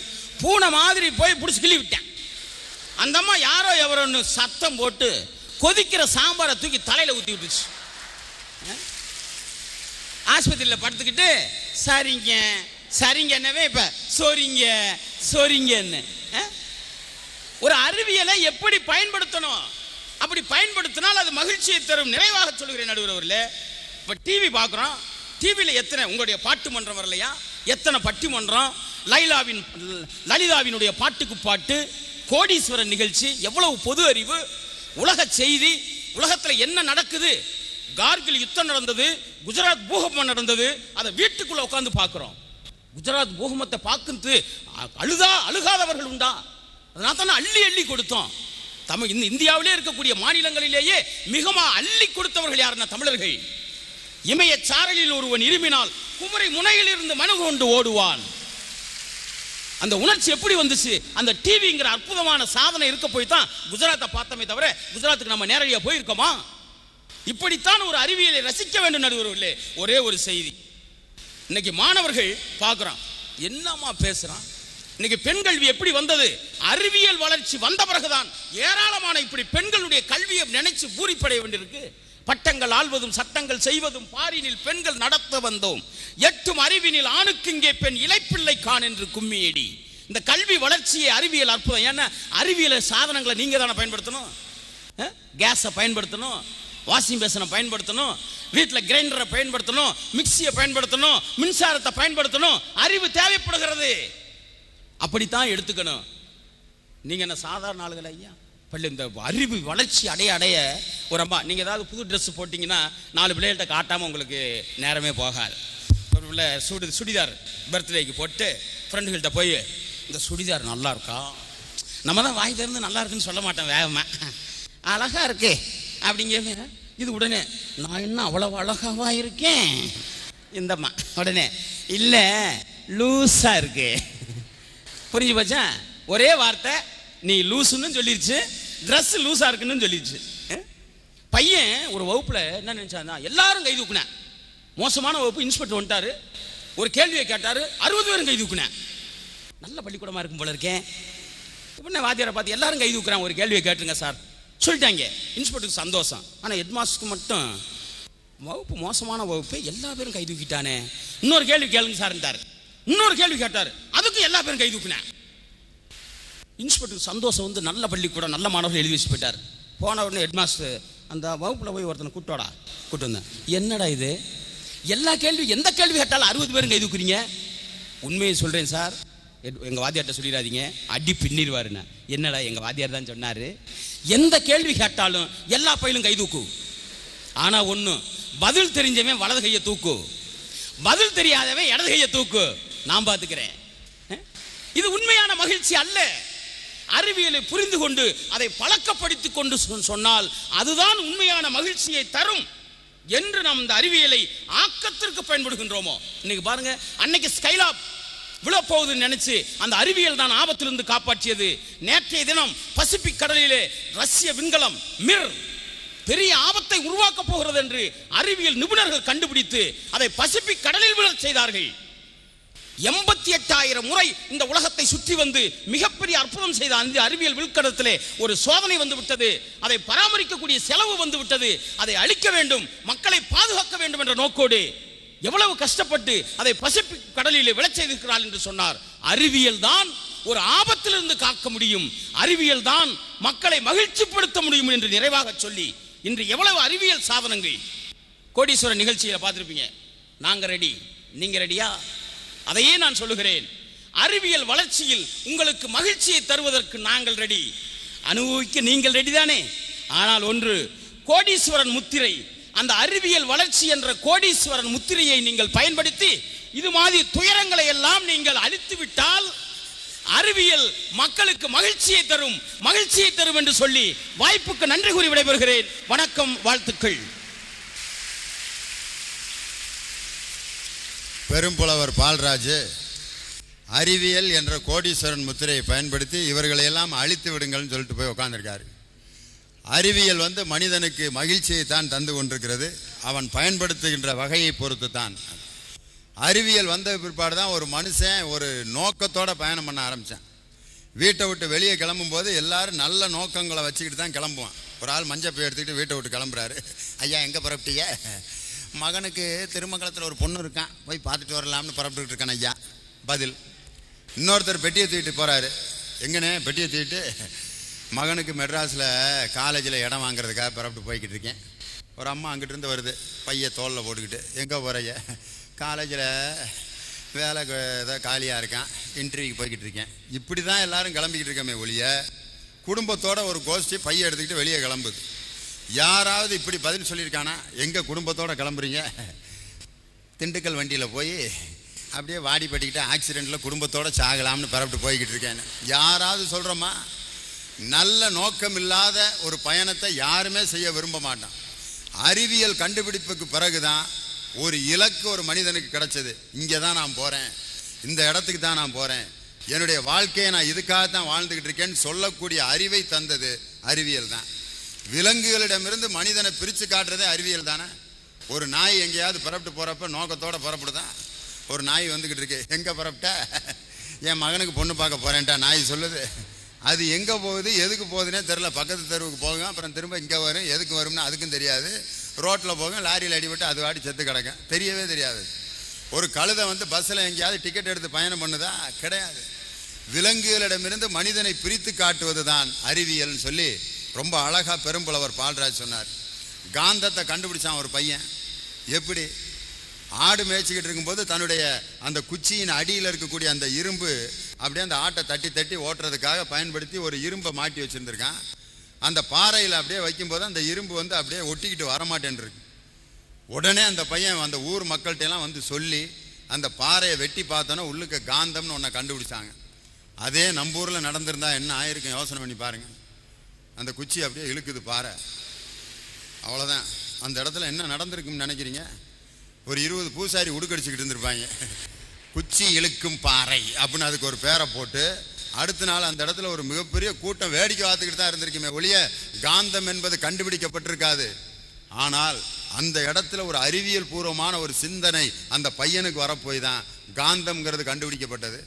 நியூட்டனுக்கு முன்னாடி ஆப்பிள் பழம் மேலேருந்து விழுந்துக்கிட்டு தான் இருந்துச்சு. ஆப்பிள் மரம் என்னைக்கு வந்துச்சோ அன்னையிலேருந்து ஆப்பிள் மரத்துலேருந்து விழுந்துக்கிட்டே தான் இருந்துச்சு. யாரெல்லாம் எடுத்து எடுத்து தின்னுக்கிட்டு தான் இருந்தாங்க. நியூட்டன் ஒரு ஆள் தான் ஏன் விழுந்துச்சுன்னு யோசித்தான், புவியீர்ப்பு விசைங்கிறது வந்தது. அந்த மாதிரி முரண்பாடுகளை அப்படியே அலைசி ஆராய்ந்து கடைசியாக ஒரு அறிவுபூர்வமான செய்தியை கொண்டு வந்தான். முரண்பாடு இல்லாட்டி அதுக்கு பேர் வாழ்க்கையே இல்லை. எப்பயும் ஒரு பொண்ணை கட்டி கொடுக்கும்போது பெரியவங்க என்ன புத்திமதி சொல்லி அனுப்புகிறாங்க, இன்னைக்கு வரைக்கும் அதுதான். என் தங்கச்சி, எங்கள் அம்மா, எங்கள் சித்தி எல்லாத்துக்கும் இதே புத்திமதி தான். சொன்னபடி கேட்டு நடந்துக்கப்பா, எதிர்த்து பேசக்கூடாது, அவங்க என்ன சொல்கிறாங்களோ சரிங்க சரிங்கன்னு சொல்லிக்கிட்டு பத்திரமா இருந்துக்க, எதிர்த்து பேசக்கூடாது, அடக்க ஒடுக்கமாக இருந்துக்க, குனிஞ்சதால நிமிரக்கூடாது, இப்படியே சொல்லி தான் அனுப்பிக்கிட்டு இருக்காங்க இன்னைக்கு வரைக்கும். இப்படி ஒரு மனைவி இருந்தால் யாராவது மகிழ்ச்சியாக இருப்பானா? சொல்கிறதெல்லாம் கேட்குது, எல்லாத்துக்கும் ஆமாம் போடுது. வா, எம்ஜிஆர் படத்துக்கு போகலாமா, சிவாஜி படத்துக்கு போகலாமா? எம்ஜிஆர் படத்துக்கு போகிறதுனாலும் போகலாம், சிவாஜி படத்துக்கு போகிறதுனாலும் போகலாம், சினிமாவுக்கே போகாமல் கூட இருந்துக்கிறலாம் அப்படிங்குது. இட்லி திங்கலாமா, தோசை திங்கலாமா? இட்லி தின்னாலும் திங்கலாம், தோசை தின்னாலும் திங்கலாம், பட்னியாக கிடக்கிறதுனாலும் கிடக்கலாம். பச்சை புடவை எடுத்துக்கிறியா, சிவப்பு புடவை எடுத்துக்கிறியாடி? பச்சை புடவை எடுத்து கொடுக்குறனாலும் எடுத்து கொடுங்க, சிவப்பு புடவை எடுத்து கொடுக்குறனாலும் எடுத்து கொடுங்க, துணிமணியே எடுத்து கொடுக்காம வீட்டில் துண்டை கட்டிக்கிட்டு கூட உட்காந்துருந்துட்டு போகிறேன்னா அவனுக்கு கடுப்பாயிரும். எதையாவது சொல்லுடி, சொல்கிறதுனாலும் சொல்லலாம், சொல்லாமல் இருக்கிறதுனாலும் சொல்லாமல் இருக்க. சட்டையை கிழிச்சிட்டு ஓடிட மாட்டானா ஒரு ஆம்பளை? சொல்கிறதெல்லாம் கேட்டுக்கிட்டு ஆமாம் ஆமான்னு போட்டுக்கிட்டு இருந்தா மனிதனுக்கு அறிவு வளர்ந்துருக்குமா? ஏன் எதுக்குன்னு கேள்வி கேட்டதனால்தான் மிகப்பெரிய காப்பியமே உண்டாச்சு. பகவத்கீதை எப்படி உண்டாச்சு? அந்த அர்ஜுனன் வந்து கண்ணனை பார்த்து கேட்ட கேள்விகள் தான் பகவத்கீதையினுடைய தொகுப்பு. அதனால் இன்னைக்கு மாணவர்களை கேள்வி கேட்க பழகிக்கணும். ஏவன் நிறைய கேள்வி கேட்கிறானோ அவன்தான் மிகப்பெரிய அறிவாளி. அந்த கேள்வியை கேட்பதனால் உண்டானது தான் அறிவியல். அந்த அறிவியல் மனிதனுக்கு மகிழ்ச்சியை தந்தது, மூளையை வளர்ச்சி அடைய செய்தது, அறிவை விருத்தி செய்தது. அழகாக பேசினார். இனி அதுக்கெல்லாம் பதில் சொல்லணும். அறிவியல் மக்களுக்கு தந்தது துயரமே என்ற அணியினுடைய தலைவர் இப்பொழுது பெரும் புலவர் அரங்க நெடுமாறன் வருகிறார். அவர் போட்டிருக்க ட்ரெஸ்ஸை பாருங்க ஐயா, சிலுக்கு வேட்டி, சிலுக்கு ஜிப்பா, அழகாக இருக்குண்ணே. இவர் ஒருத்தர் தான் தமிழையா மாதிரி வந்திருக்காரு. நாங்கள்லாம் ஏதோ விருதுநகர் மில்லில் வேலை கேட்டு வந்தவங்க மாதிரி உட்காந்துருக்கேன். ஐயா தான் தமிழ் பண்டிதர் மாதிரி இருக்கீங்க, ரொம்ப நல்லா இருக்குண்ணே. அது இந்த ஹாலஜன் லைட்டுக்கு அதுக்கு பல பல பல பலன்னு தூள் கலப்புறார்.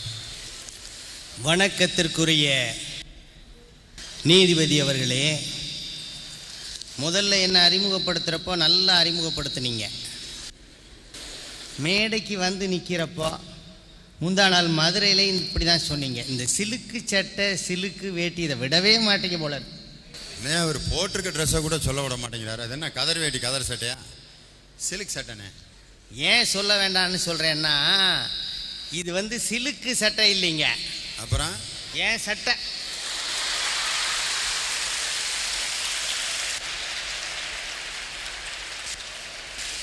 ரெண்டே பெரிய வில்லங்கம் பிடிச்ச மனுஷனா இருப்பார் போல இருக்கு. ஆமா, இந்த அறிவியல் அந்த சட்டை உங்க சட்டை சிலிக் சட்டை இல்லையாக்க? அப்ப வேட்டி என்ன சிம்ரானோட வேட்டியா? நாங்க கேட்போம்ல. இந்த அறிவியல் அறிஞர்கள்லாம் சினிமா எடுத்து சிலுக்க சட்டை போட விடாமையே கொண்டு முடிச்சுட்டானுங்க. தமிழகத்திலே மட்டுமல்லாமல் தமிழர்கள் எங்கெல்லாம் வாழ்கின்றார்களோ அங்கெல்லாம் சென்று தமிழர்களை சிரிக்க வைத்து சிந்திக்க வைத்து பட்டிமன்ற உலகத்தினுடைய முடிசூடா மன்னனாக திகழக்கூடிய நகைச்சுவை தென்றல் அன்பு தம்பி திண்டுக்கல் ஐ. லியோனி அவர்களே, உங்களுக்கு என் மேலே ஏதாவது கோபம் இருந்துச்சுன்னா நேரடியாக வழுக்க மண்டன்னு திட்டி விடுங்கண்ணே. இந்த பின்னால் இருக்க சொட்டையை பார்த்துட்டு போய் முடிசூடா மன்னன்கிறாரு. அண்ணே, ஒரு உண்மையை தெரிஞ்சுக்குங்க. சொல்லுங்க. தமிழ்நாட்டில் இன்னைக்கு வழுக்க மண்டைகளுக்கு தான் பவர் ஜாஸ்தி.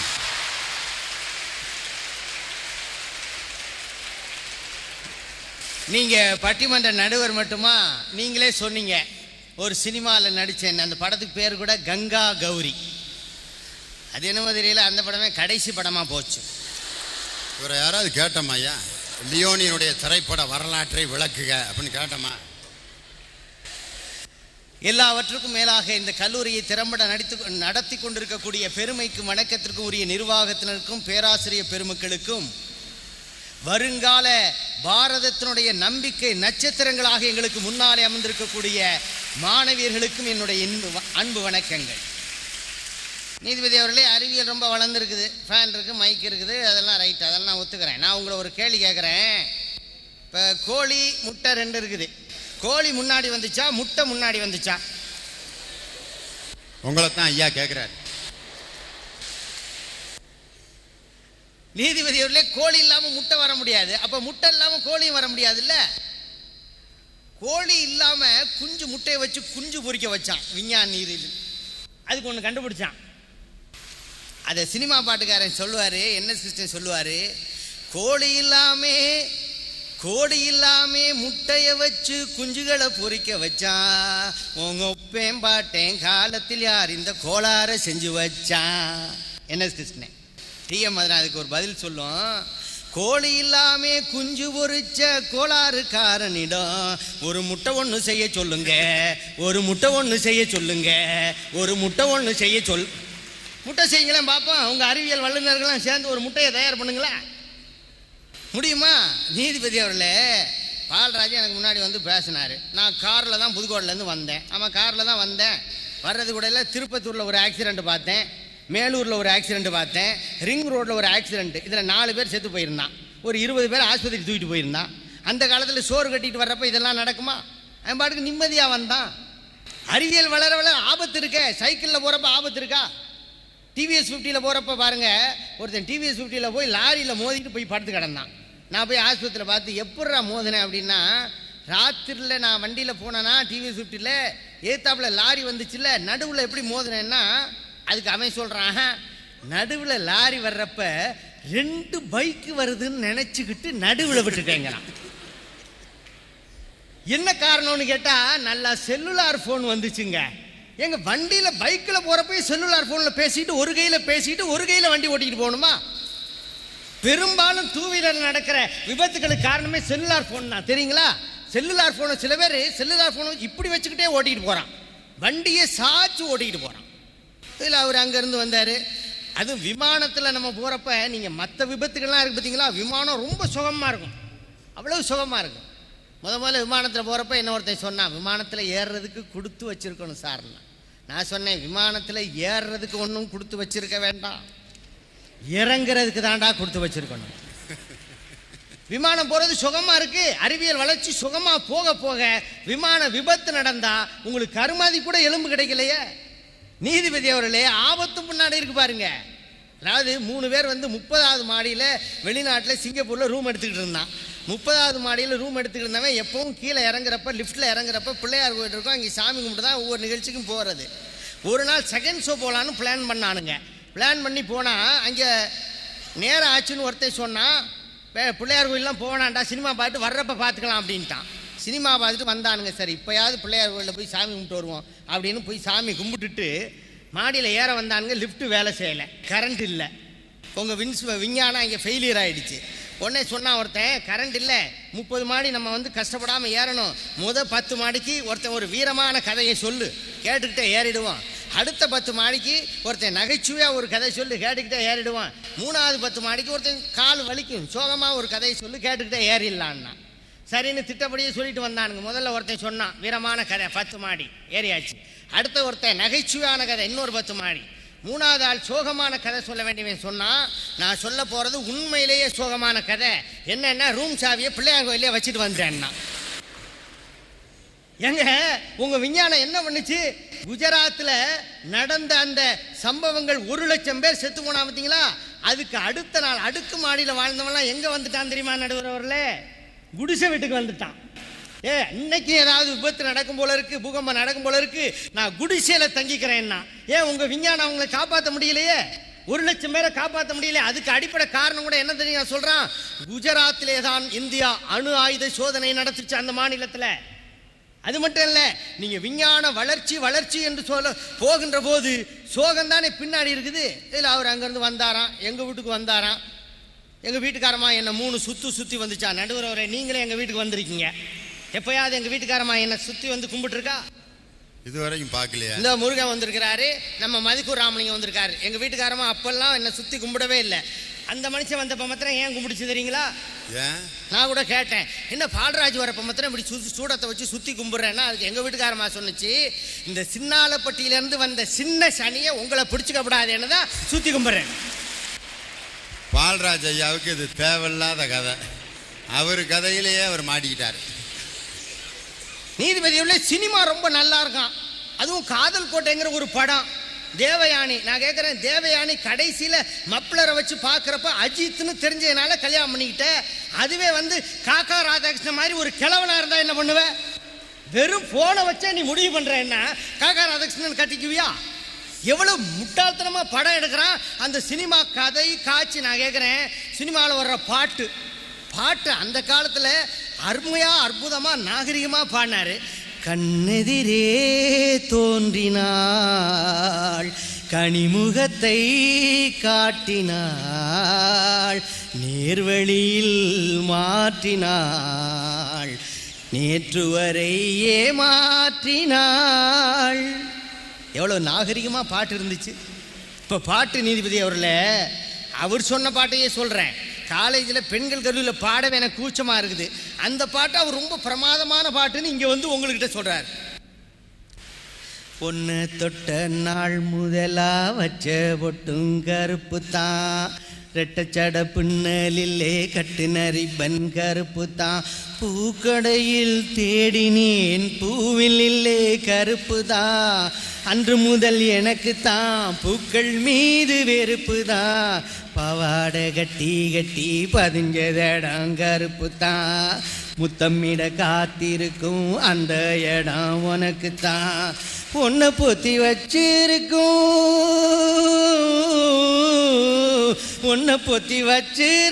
நெஞ்சு குழி கருப்பு தான், ஊரறிய பெத்துக்கணும் பிள்ளை பத்து கருப்பு தான், நம்ம ஒரு சூப்பர் ஸ்டாரு ரஜினிகாந்த் கருப்பு தான், அழகு கருப்பு தான், நம்ம லியோனி கருப்பு தான். அண்ணே, இந்த பாட்டை கேட்டுட்டு எங்க பையங்க அவனுக்கு தகுந்த மாதிரி இந்த பாட்டை மாத்திட்டான். அதை கேட்கலையா நீங்க? சொல்லுங்க. வெள்ளதான் எனக்கு பிடிச்ச கலரு, அந்த வெள்ளை கலர் பொண்ணு தாண்டா சூப்பரான ஃபிகரு, வெள்ளதான் எனக்கு பிடிச்ச கலரு, இட்லி வெள்ளதான், தேங்காய் சட்னி வெள்ளதான், நான் ஆசையோட போட்டு பார்க்கும் பனியங்கூட வெள்ளதான், வெண்ண வெள்ளதான், யானை தந்த வெள்ளதான், நம்ம பல்லு வெள்ளதான், வெள்ளதான் எனக்கு பிடிச்ச கலரு. ஏன் இந்த பாட்டை நான் உடனே பாடினேன்ற விவரம் தெரியுமா உங்களுக்கு? என் மனைவி வெள்ளையா இருப்பேன், நான் பாட்டு கருப்பு தாங்க எனக்கு பிடிச்ச கலர்னா, யார் அவன் முதல்ல அதை கொண்டு வாங்கப்பா. என்னை பாதுகாத்துக்கிறதுக்காக நான் போட்ட பாட்டியாது. நீதிபதி அவர்களே, தொலைக்காட்சியும் சினிமாவும் இந்த சமுதாயத்தில் எவ்வளவு பேருடைய நேரத்தை வீணாக்கிக்கிட்டு இருக்கு தெரியுமா? குடும்ப பெண்கள் பல பேர் மத்தியான நேரத்தில் கேபிள் டிவி பார்த்துக்கிட்டு இருக்கீங்களே. மிக வளர்ச்சி பெற்ற சிங்கப்பூர்ல கேபிள் டிவி கிடையாது தெரியுமா உங்களுக்கு? கேபிள் டிவி ஏன்டா இங்க வைக்கலன்னா அவன் சொல்றான், ராத்திரி எல்லாம் கேபிள்ல படம் பார்த்துட்டு இருந்தா அடுத்த நாள் எப்பரா வேலை பார்க்கறதுங்கிறான்.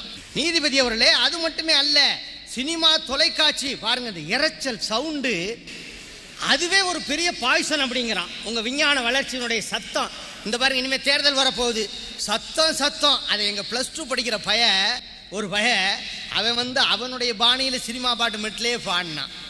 ராத்திரி எல்லாம் மைக்கு சத்தம், படுத்து தூங்க முடியலையே, கேபிள் டிவி தொந்தரவு தினமும் தாங்க முடியலையே, 3 சினிமா டிவியிலே தினசரி போட்டு தொலைக்கிறானே, என்ன செய்கிறது நாங்க, என்ன செய்கிறது?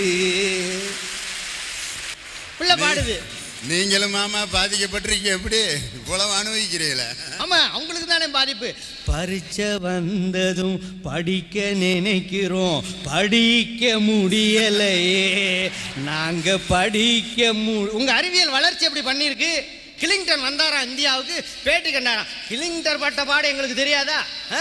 கிளிங்டன் வந்தவர். நான் கேட்கிறேன், இன்றைக்கு உலகத்திலேயே விஞ்ஞான வளர்ச்சி மிக்க நாடு எதுனா இது அமெரிக்கா தான், ஒத்துக்கிறீங்களா?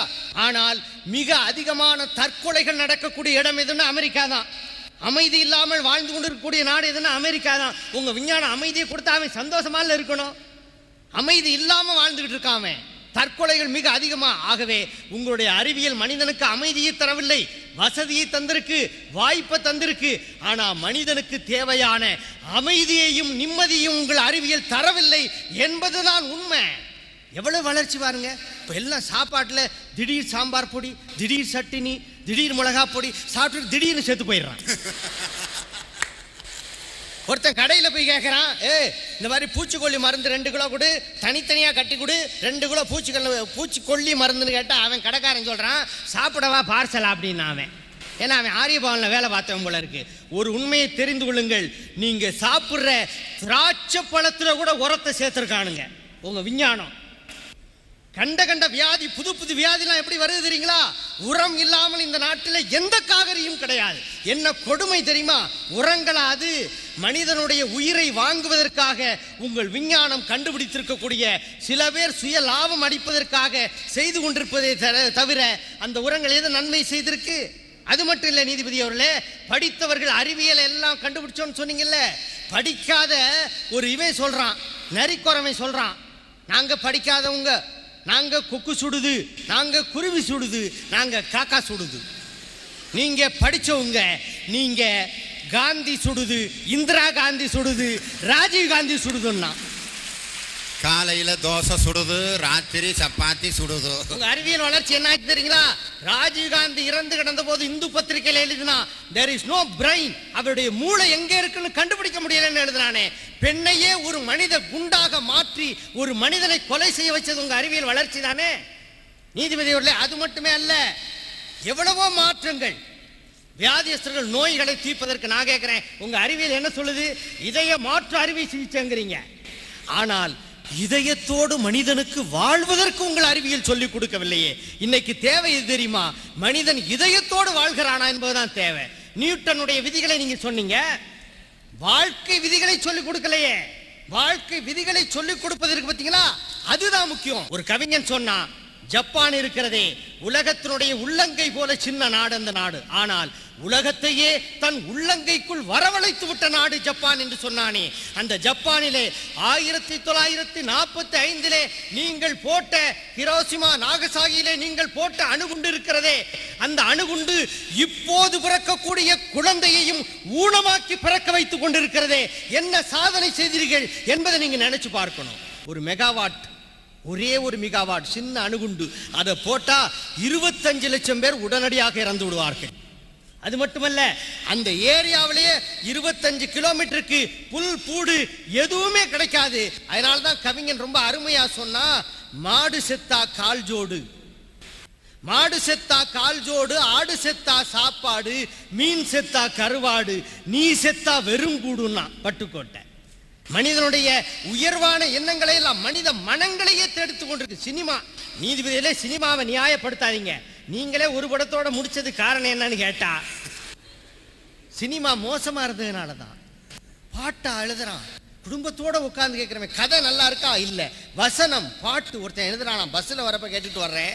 அதாவது பாரதிதாசன் சொல்லுவான், கண்ணின் கடைப்பார்வை காதலியர் காட்டிவிட்டால் மண்ணில் குமரருக்கு மாமலையும் ஓர் கடுகாம்பா.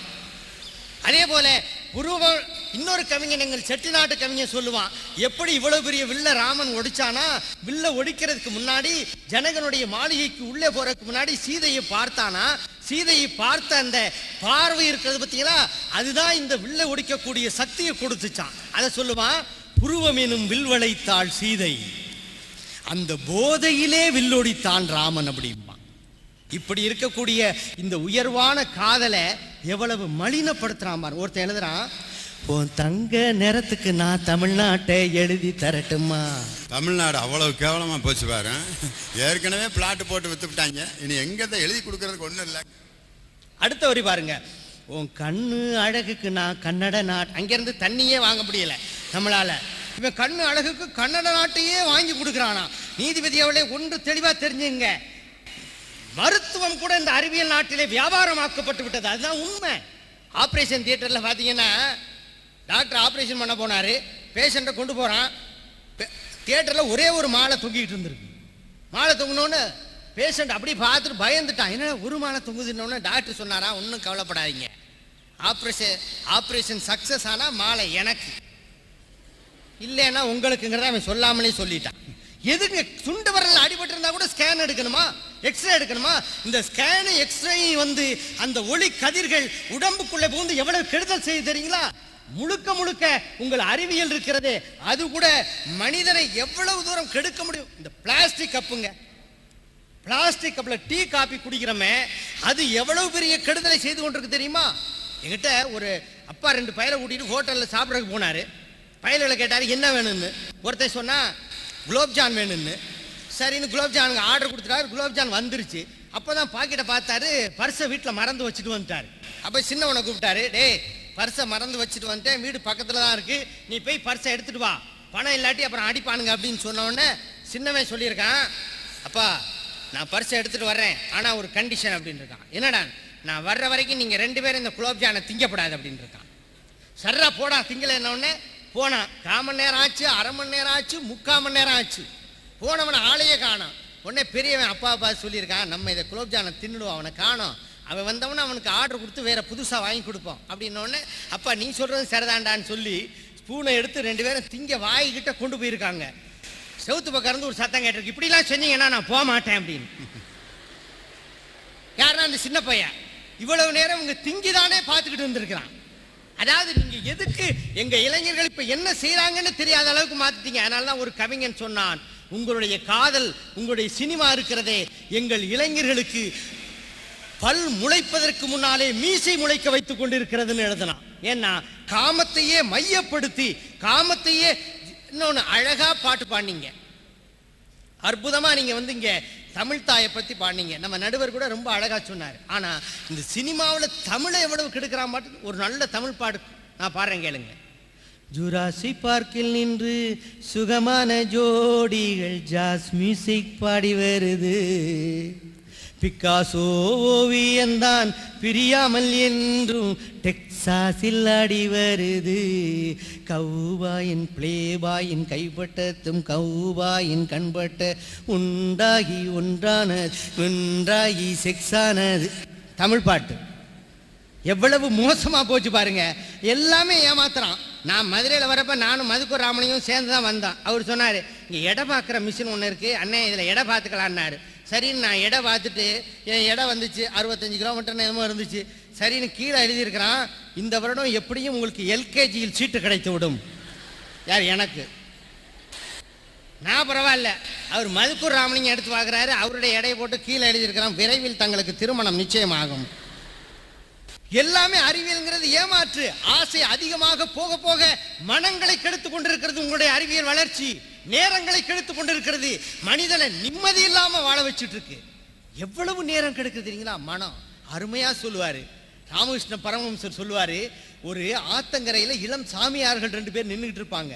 அப்போ ஒரு பெண், இளம் பெண், அவ ஆத்த கடந்து போய் அவங்க அம்மாவுக்கு முடியல, அவ துடிப்பா, ஐயோ யாருமே இல்லைங்க, யாராவது எனக்கு உதவி பண்ணுங்களேன், உங்க 2 பேர்ல ஒருத்தர் என்னை கொண்டு போய் அக்கறையில விடுங்க, எங்க அம்மாவுக்கு முடியல அப்படின்னு. அவர்களோ இளம் சாமியார்கள் எப்படி இந்த பெண்ணை தொட்டு தூக்கி கொண்டு போய் விடுவதுன்னு ஒருத்தர் மூஞ்சி ஒருத்தர் பார்த்துக்கிட்டே இருப்பாங்க. அப்ப அதுல ஒரு சாமியார் என்ன பண்ணுவாரு, துணிச்சலாக அந்த பெண்ணை தூக்கி கொண்டு போய் அந்த கரையில விட்டுருவார். அந்த பெண் போயிடுவான். ஆனா இன்னொரு சாமியார் என்ன பண்ணுவார், இந்த சாமியாரை திட்டிக்கிட்டே வருவார். இன்னமும் மனசுல ஆசை இருக்கு, ஒரு பெண்ணை எப்படி தொட்டு தூக்கி கொண்டு போய் நீ வரலாம், இவன் மனதில் ஆசை இருக்கிறது, ஆகவே நீ சாமியாரே இல்லைன்னு ஒரு ஃபர்லாங் தூரம் வரைக்கும் அவனை கண்ணா பின்னான்னு திட்டிக்கிட்டே வருவார். அவர் ஒண்ணுமே பேசாம வருவார். ஒரு ஃபர்லாங் தூரம் வந்தவுடனே அந்த சாமியார் திட்டின சாமியாரை பார்த்து கேட்பாரு, நான் தான் அந்த பெண்ணை ஆற்றங்கரையிலேயே இறக்கி விட்டு விட்டேனே, நீ ஏன் சுமந்து கொண்டு இருக்கிறாய்ன்னு கேட்பாரு. மனம், உங்களுடைய கலை சாதனங்கள் மனதை செம்மைப்படுத்தணும். ஆனா மனதை கெடுத்துக்கிட்டு இருக்கே ஐயா, மனசு கெடுத்துக்கிட்டு இருக்கே, குட்டிச்சுவராய் கொண்டு இருக்கிறதே. எங்களுடைய இளைஞர்கள் எல்லாம் எப்படிப்பட்ட, நான் யாழ்ப்பாணத்துக்கு போனது சொன்னீங்க, யாழ்ப்பாணத்துல சில இளைஞர்கள் 14-15 வயசு உள்ள இளைஞர்கள் என்னை பார்த்துட்டு ஒரு திருக்குறளுக்கு அர்த்தம் கேட்டான். என்ன குறள்டான்னு, யான் நோக்குங்கால் நிலம் நோக்கும், நோக்காக்கால் தான் நோக்கி மெல்ல நகும். இந்த பாட்டுக்கு அர்த்தம் என்னன்னா, நான் சொன்னேன் இது காமத்துப்பால்ல வர்ற பாட்டு. தலைவன் பார்க்கின்ற போது தலைவி பூமியை பார்ப்பா, உன்னை நான் பார்க்கும் போது மண்ணை நீ பார்க்கின்றாயே, விண்ணை நான் பார்க்கும் போது என்னை நீ பார்க்கின்றாயே, இதான் பாட்டு. தலைவன் பார்க்கின்ற போது தலைவி மண்ணை பார்க்கிறா, பூமியை பார்க்கிறான்னு சொன்னேன்.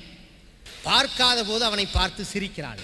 அந்த பையன் என்னை பார்த்து கேட்டான், காதலன் பார்க்கிறப்ப காதலி மண்ணை பார்க்கிறா பூமியை பார்க்கிறான்னு சொன்னீங்களே, எதுக்குன்னா. நான் சொன்னேன், அந்த காலத்து பெண்டா வெக்கப்படுவா, நாணத்தினால் பூமியை பார்த்தான். ஆனா அவன் சொன்னா, நாங்க அந்த பாட்டுக்கு அப்படி அர்த்தம் பார்க்கல, காதலன் பார்க்கின்ற போது தலைவன் பார்க்கின்ற போது காதலி மண்ணை பார்க்கிறாள் என்றால், பூமியை பார்க்கிறாள் என்றால், நீ பிறந்த மண்ணுக்கு நீ பிறந்த நாட்டுக்கு என்ன செஞ்சிட்ட, அதுங்காட்டிக்கும் காதலிக்க வந்துட்டேன்னு கேட்கிறாயான்னா. ஒரு சமூக சிந்தனைய எங்க கொண்டாந்து வச்சான் பாருங்க. ஆனா உங்க அறிவியல் வளர்ச்சியில வந்த சினிமாவும் தொலைக்காட்சியும் படிச்ச இங்க உள்ள காலேஜ் பையன் இந்த பாட்டை எப்படி பாடுறான் தெரியுங்களா? யான் நோக்குங்கால் தான் நோக்கும், நோக்காக்கால் ஏன் நோக்கவில்லை என்று கேட்குங்கிறான் இவன். ஏன் நீங்க கெடுத்த கேடு அப்படி? நீதிபதி அவர்களே, இந்த நாட்டிலே நிம்மதியை தருவது எது தெரியுங்களா? மனிதனுக்கு உங்களுடைய விஞ்ஞானம் புற வாழ்வை தந்திருக்கிறது, வசதியை கொடுத்திருக்கு. ஆனா அக வாழ்வை கெடுத்துக்கிட்டு இருக்கு. புற வாழ்வை தந்து கொண்டிருப்பது எப்படி ஆகும்? அந்த ஓமர் என்று அணுவை கண்டுபிடித்தான் பாத்தீங்களா, அந்த அணுவை கண்டுபிடித்தவன் பைத்தியம் பிடித்த மாதிரி ஆனா. என்ன கொடுமையா, எங்கேயாவது உண்டா? அதாவது ஆயுதம், வளைகுடா போர்ல ஈராக்குக்கும் யுத்தம், ஆனால் பாதிக்கப்பட்டது இமயமலை பாதிக்கப்பட்டது தெரியுமா உங்களுக்கு? இமயமலையில உள்ள சுற்றுச்சூழல் பாதிக்கப்பட்டது. விஞ்ஞானத்திலேயே கண்டுபிடிச்சிருக்கிறான், அந்த ஆயுதங்கள்ல விஷ கிருமிகளை பரப்புவதற்காக ஒரு ஆயுதம். ஆட பாவிகளா, ஒரு நாட்டுல விஷ கிருமிகள் உள்ள ஆயுதத்தை போட்டா அந்த நாட்டில் உள்ள சின்னஞ்சிறு குழந்தைகள் முதற்கொண்டு எல்லாரும் வியாதி வந்து செத்து போயிடுவானா? அறிவியல் வளர்ச்சியாது? இது நாட்டுக்கு நன்மையாது? மக்களுக்கு நல்லது செய்யறதாரு? நான் கேட்கிறேன், யுத்தங்களை இந்தியாவிலே நீங்கள் ஆயுதத்தை தயார் செய்வதற்கும் ஆயுதத்தை வாங்குவதற்கும் அணு ஆயுத கண்டுபிடிப்புக்கும் செலவு செய்து கொண்டிருக்கிறீர்களே, ஆனால் 30 கோடி பேர் ராத்திரி சாப்பிட்றதுக்கு சோறு இல்லாம அந்த நாட்டில் வாழ்ந்துகிட்டு இருக்கான் தெரியுமா உங்களுக்கு? உங்களுடைய விஞ்ஞானம் எதை கண்டுபிடிச்சிச்சு? உங்களுடைய விஞ்ஞானம் மனிதனுக்கு நிம்மதி தர வேண்டும். அதனால்தான் என்னுடைய கவியரசு கண்ணதாசன் சொன்னான், கண்ணில் தெரிந்தும் கைக்கு வராத காணல் நீர் உண்டு, கட்டழகிருந்தும் வாழ்வு இல்லாத கன்னியர் சிலர் உண்டு, மண்ணில் விளைந்தும் பசி குந்தவாத கனிகள் சில உண்டு, மனதில் இருந்தும் சொல்லில் வராத நினைவுகள் பல உண்டு. அழகை படைத்தவன் இறைவன் என்றால் அவன் அழிவை ஏன் படைத்தான்? விழியை படைத்தவன் இறைவன் என்றால் அவன் குருடரை ஏன் படைத்தான்? மொழியை படைத்தவன் கடவுள் என்றால் அவன் ஊமையை ஏன் படைத்தான்? அன்று முதலாய் இன்று வரையில் யாருக்கும் தெரியவில்லை. 1000 சாஸ்திரம் வேதங்கள் இருந்தும் அர்த்தம் புரியவில்லை. வாழ்க்கையெல்லாம் வெறும் கேள்வி மையம். இங்கே நிம்மதி தருவது பணமோ அறிவியல் சாதனங்களோ வசதிகளோ கிடையாது. ஏசி ரூம்ல படுத்துக்கிட்டு தூக்கம் இல்லாம மாடியில நீ படுத்துக்கிட்டு இருக்க. ஆனா எங்க வண்டி இழுக்கிறவன் நடு ரோட்ல நிம்மதியா படுத்து தூங்கிட்டு இருக்கிறான். அவனுக்கு எந்த வசதியும் இல்லை. உங்க அறிவியல் எந்த வசதியும் கொடுக்கல. ஆனால் அவனுக்கு மன நிம்மதி இருக்கிறது. அதைத்தான் நீதிபதி அவங்க ஒன்று தெளிவாக நமக்கு தெரிய வேண்டும். இன்றைக்குள்ள அறிவியல் வளர்ச்சி எல்லாம் மனிதனுக்கு வாழ்வாங்கு வாழக்கூடிய வசதியை தந்திருக்கிறது, வளத்தை கொடுத்திருக்கிறது. ஆனால் மனிதனுக்கு மன நிம்மதி தேவை. அந்த நிம்மதியை போதுமென்ற மனதை வாழ்விலே இருக்கக்கூடிய அக ஒழுங்கை கொடுக்கவில்லை என்ற காரணத்தினால் எந்த வகையிலே பார்த்தாலும் இந்த உலகம் ஒன்று தெளிவா நம்ம தெரிஞ்சுக்கிட்டு இருக்கோம். அறிவியல் வளர்ச்சியில இப்ப குளோனிங் முறை கண்டுபிடிச்சிட்டான். ஆடுகள் எல்லாம் இவன் படைக்கு உருவாக்குறான். இந்த குளோனிங் முறையில மனுஷனையும் படைச்சிருவான் போல இருக்கு. இப்படியே படைச்சா அது எங்க போய் முடியும்னு தெரியல. ஒன்றுதான் தெளிவாக நமக்கு தெரிகிறது, என்ன என்றால் இந்த பூமியிலே தான் மனிதர்களாகிய நாம் வாழ்ந்து கொண்டிருக்கிறோம். இந்த நாட்டிலே தான் காற்று இருக்கிறது, மற்ற கிரகங்களிலே எதுவும் கிடையாது. அதையும் கூட உங்கள் அறிவியல் வளர்ச்சியிலே ஓசோனையே ஓட்டை போடக்கூடிய அளவுக்கு இந்த நாட்டிலே தொழில் புகை எல்லாமே வந்துவிட்டது. அதெல்லாம் போகின்ற போது எனக்கு பயமாக இருக்கிறது. இந்த அணு வளர்ச்சி, அறிவியல் வளர்ச்சி உலகத்தை ஆபத்தை நோக்கி அழைத்து கொண்டு போய் கொண்டிருக்கிறதோ என்று எனக்கு ஐயமாக இருக்கிறது. ஆகவே நீதிபதி அவர்களே, எந்த வகையிலே பார்த்தாலும் வாழ்வாங்கு வாழக்கூடிய வசதிகளை தந்தாலும் மனிதனுக்கு அழிவை இட்டு செல்லக்கூடிய இந்த அறிவியல் வளர்ச்சி என்பது துயரத்தை, சோகத்தை, உள்ளார்ந்த வேதனையை தருகிறது என்ற நல்ல தீர்ப்பை நீங்கள் வழங்க வேண்டும் என்று உங்களை கேட்டு, தவறான தீர்ப்பு நீங்கள் வழங்கிவிட மாட்டீர்கள் என்று எனக்கு தெரியும். ஏனென்றால் மதுரையிலே ஒரு மன்னன் தவறான தீர்ப்பு வழங்கி அவனுக்கு என்ன கதி நேர்ந்தது? ஏன்னா முதல்ல ஹார்ட் அட்டாக் வந்து செத்தவன் பாண்டிய நெடுஞ்செழியன் தான். தவறான தீர்ப்பு. ஆனால் நீங்கள் மிகவும் நல்லவர், ஆகவே நல்ல தீர்ப்பு வழங்குவீர்கள் என்று சொல்லி அற்புதமான வாய்ப்புக்கு நன்றி கூறி என்னுடைய உரைக்கு திரையிடுகிறேன். நன்றி, வணக்கம். அறிவியல் மக்களுக்கு தந்தது துயரமேங்கிற அணியில பேசினாரு.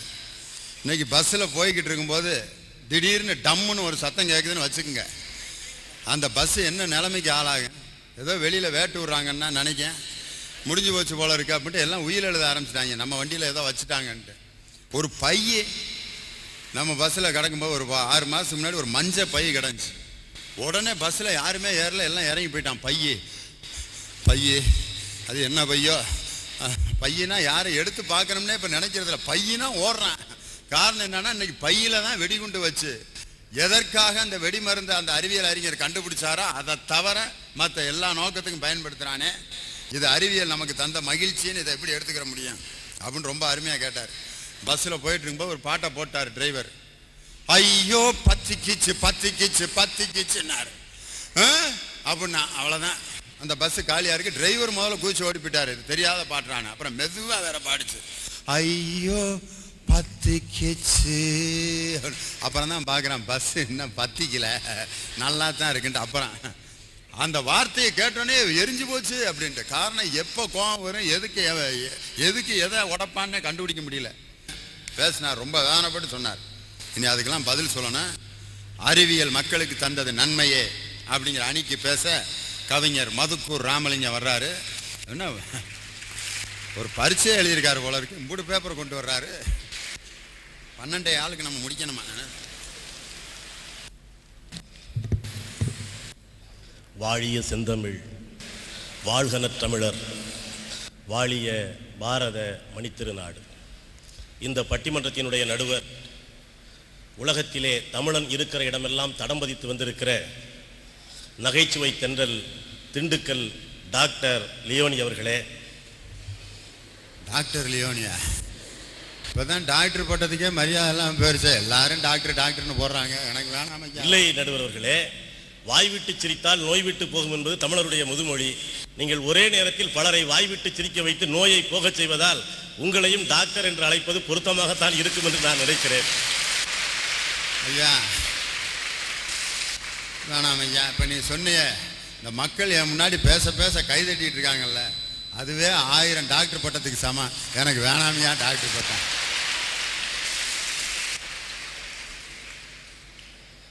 மகிழ்ச்சி என்கிற அணியில் மிக மகிழ்ச்சியாக பேசி விடைபெற்றிருக்கிற பெரும்புலவர் மாமா பால்ராஜ் அவர்களே, உலகத்திலேயே அதிகமாக துயரப்படுகிற துயரங்களினுடைய தலைமகனாக இருக்கிற மரியாதைக்குரிய அண்ணன், பட்டிமன்ற உலகினுடைய முன்னோடியாக இருக்கிற எங்களுடைய மரியாதைக்குரிய அண்ணன் அரங்க நெடுமாறன் அவர்களே, அவருக்கு துணையாக வந்திருக்கிற துணை துயரம் பேராசிரியர் முருகன் அவர்களே, ஒலிம்பிக் போட்டியிலே இருந்து +2 பரீட்சையிலே 10வது பரீட்சையிலிருந்து அனைத்திலும் முதலிடம் வாங்கி இந்த தேசத்தின் மானத்தை பாதுகாத்துக் கொண்டிருக்கிற என்னுடைய மரியாதைக்குரிய சகோதரிகளே, நான் ஏதோ இதை நீங்கள் கைத்தட்ட வேண்டும் என்பதற்காக நான் சொல்லவில்லை. ஒலிம்பிக் போட்டிக்கு நாங்களும் தான் போன உன்னையுமே காணோம். கடைசியா ஒரே ஒரு மல்லேஸ்வரி ஒரு வெண்கல பதக்கத்தை இந்த தேசம் காலங்காலமாக பெண்களை வெண்கல பாத்திரம் விளக்குவதற்கே பயன்படுத்தியது. ஆனால் ஒரு சகோதரி ஒலிம்பிக்கு போய் ஒரு வெண்கல பாத்திரத்தோடு வந்து இந்த தேசத்தின் மானத்தை காப்பாற்றினாள். அப்பொழுது ஒரு கவிஞன் அழகாக எழுதினான், அடி சகோதரி மல்லேஸ்வரி, நீ தூக்கி சுமந்தது வெறும் எடைக்கற்கள் அல்ல, தேசத்தின் மானம் என்று எழுதினான். அப்படி தேசத்தின் மானம் காக்கிற சகோதரிகளை நான் அன்போடு வணங்குகிறேன். அண்ணன் நெடுமாறன் வந்தாரு, போட்டிருக்கிறது கண்ணாடி. அந்த கண்ணாடி இல்லைன்னாக்கா அண்ணன் எங்க நிற்கிறாருன்னு அவருக்கே தெரியாது. அது அறிவியல். நேரம் ஆயிருச்சான்னு கிடியாரத்தை பார்த்துக்கிறாரு.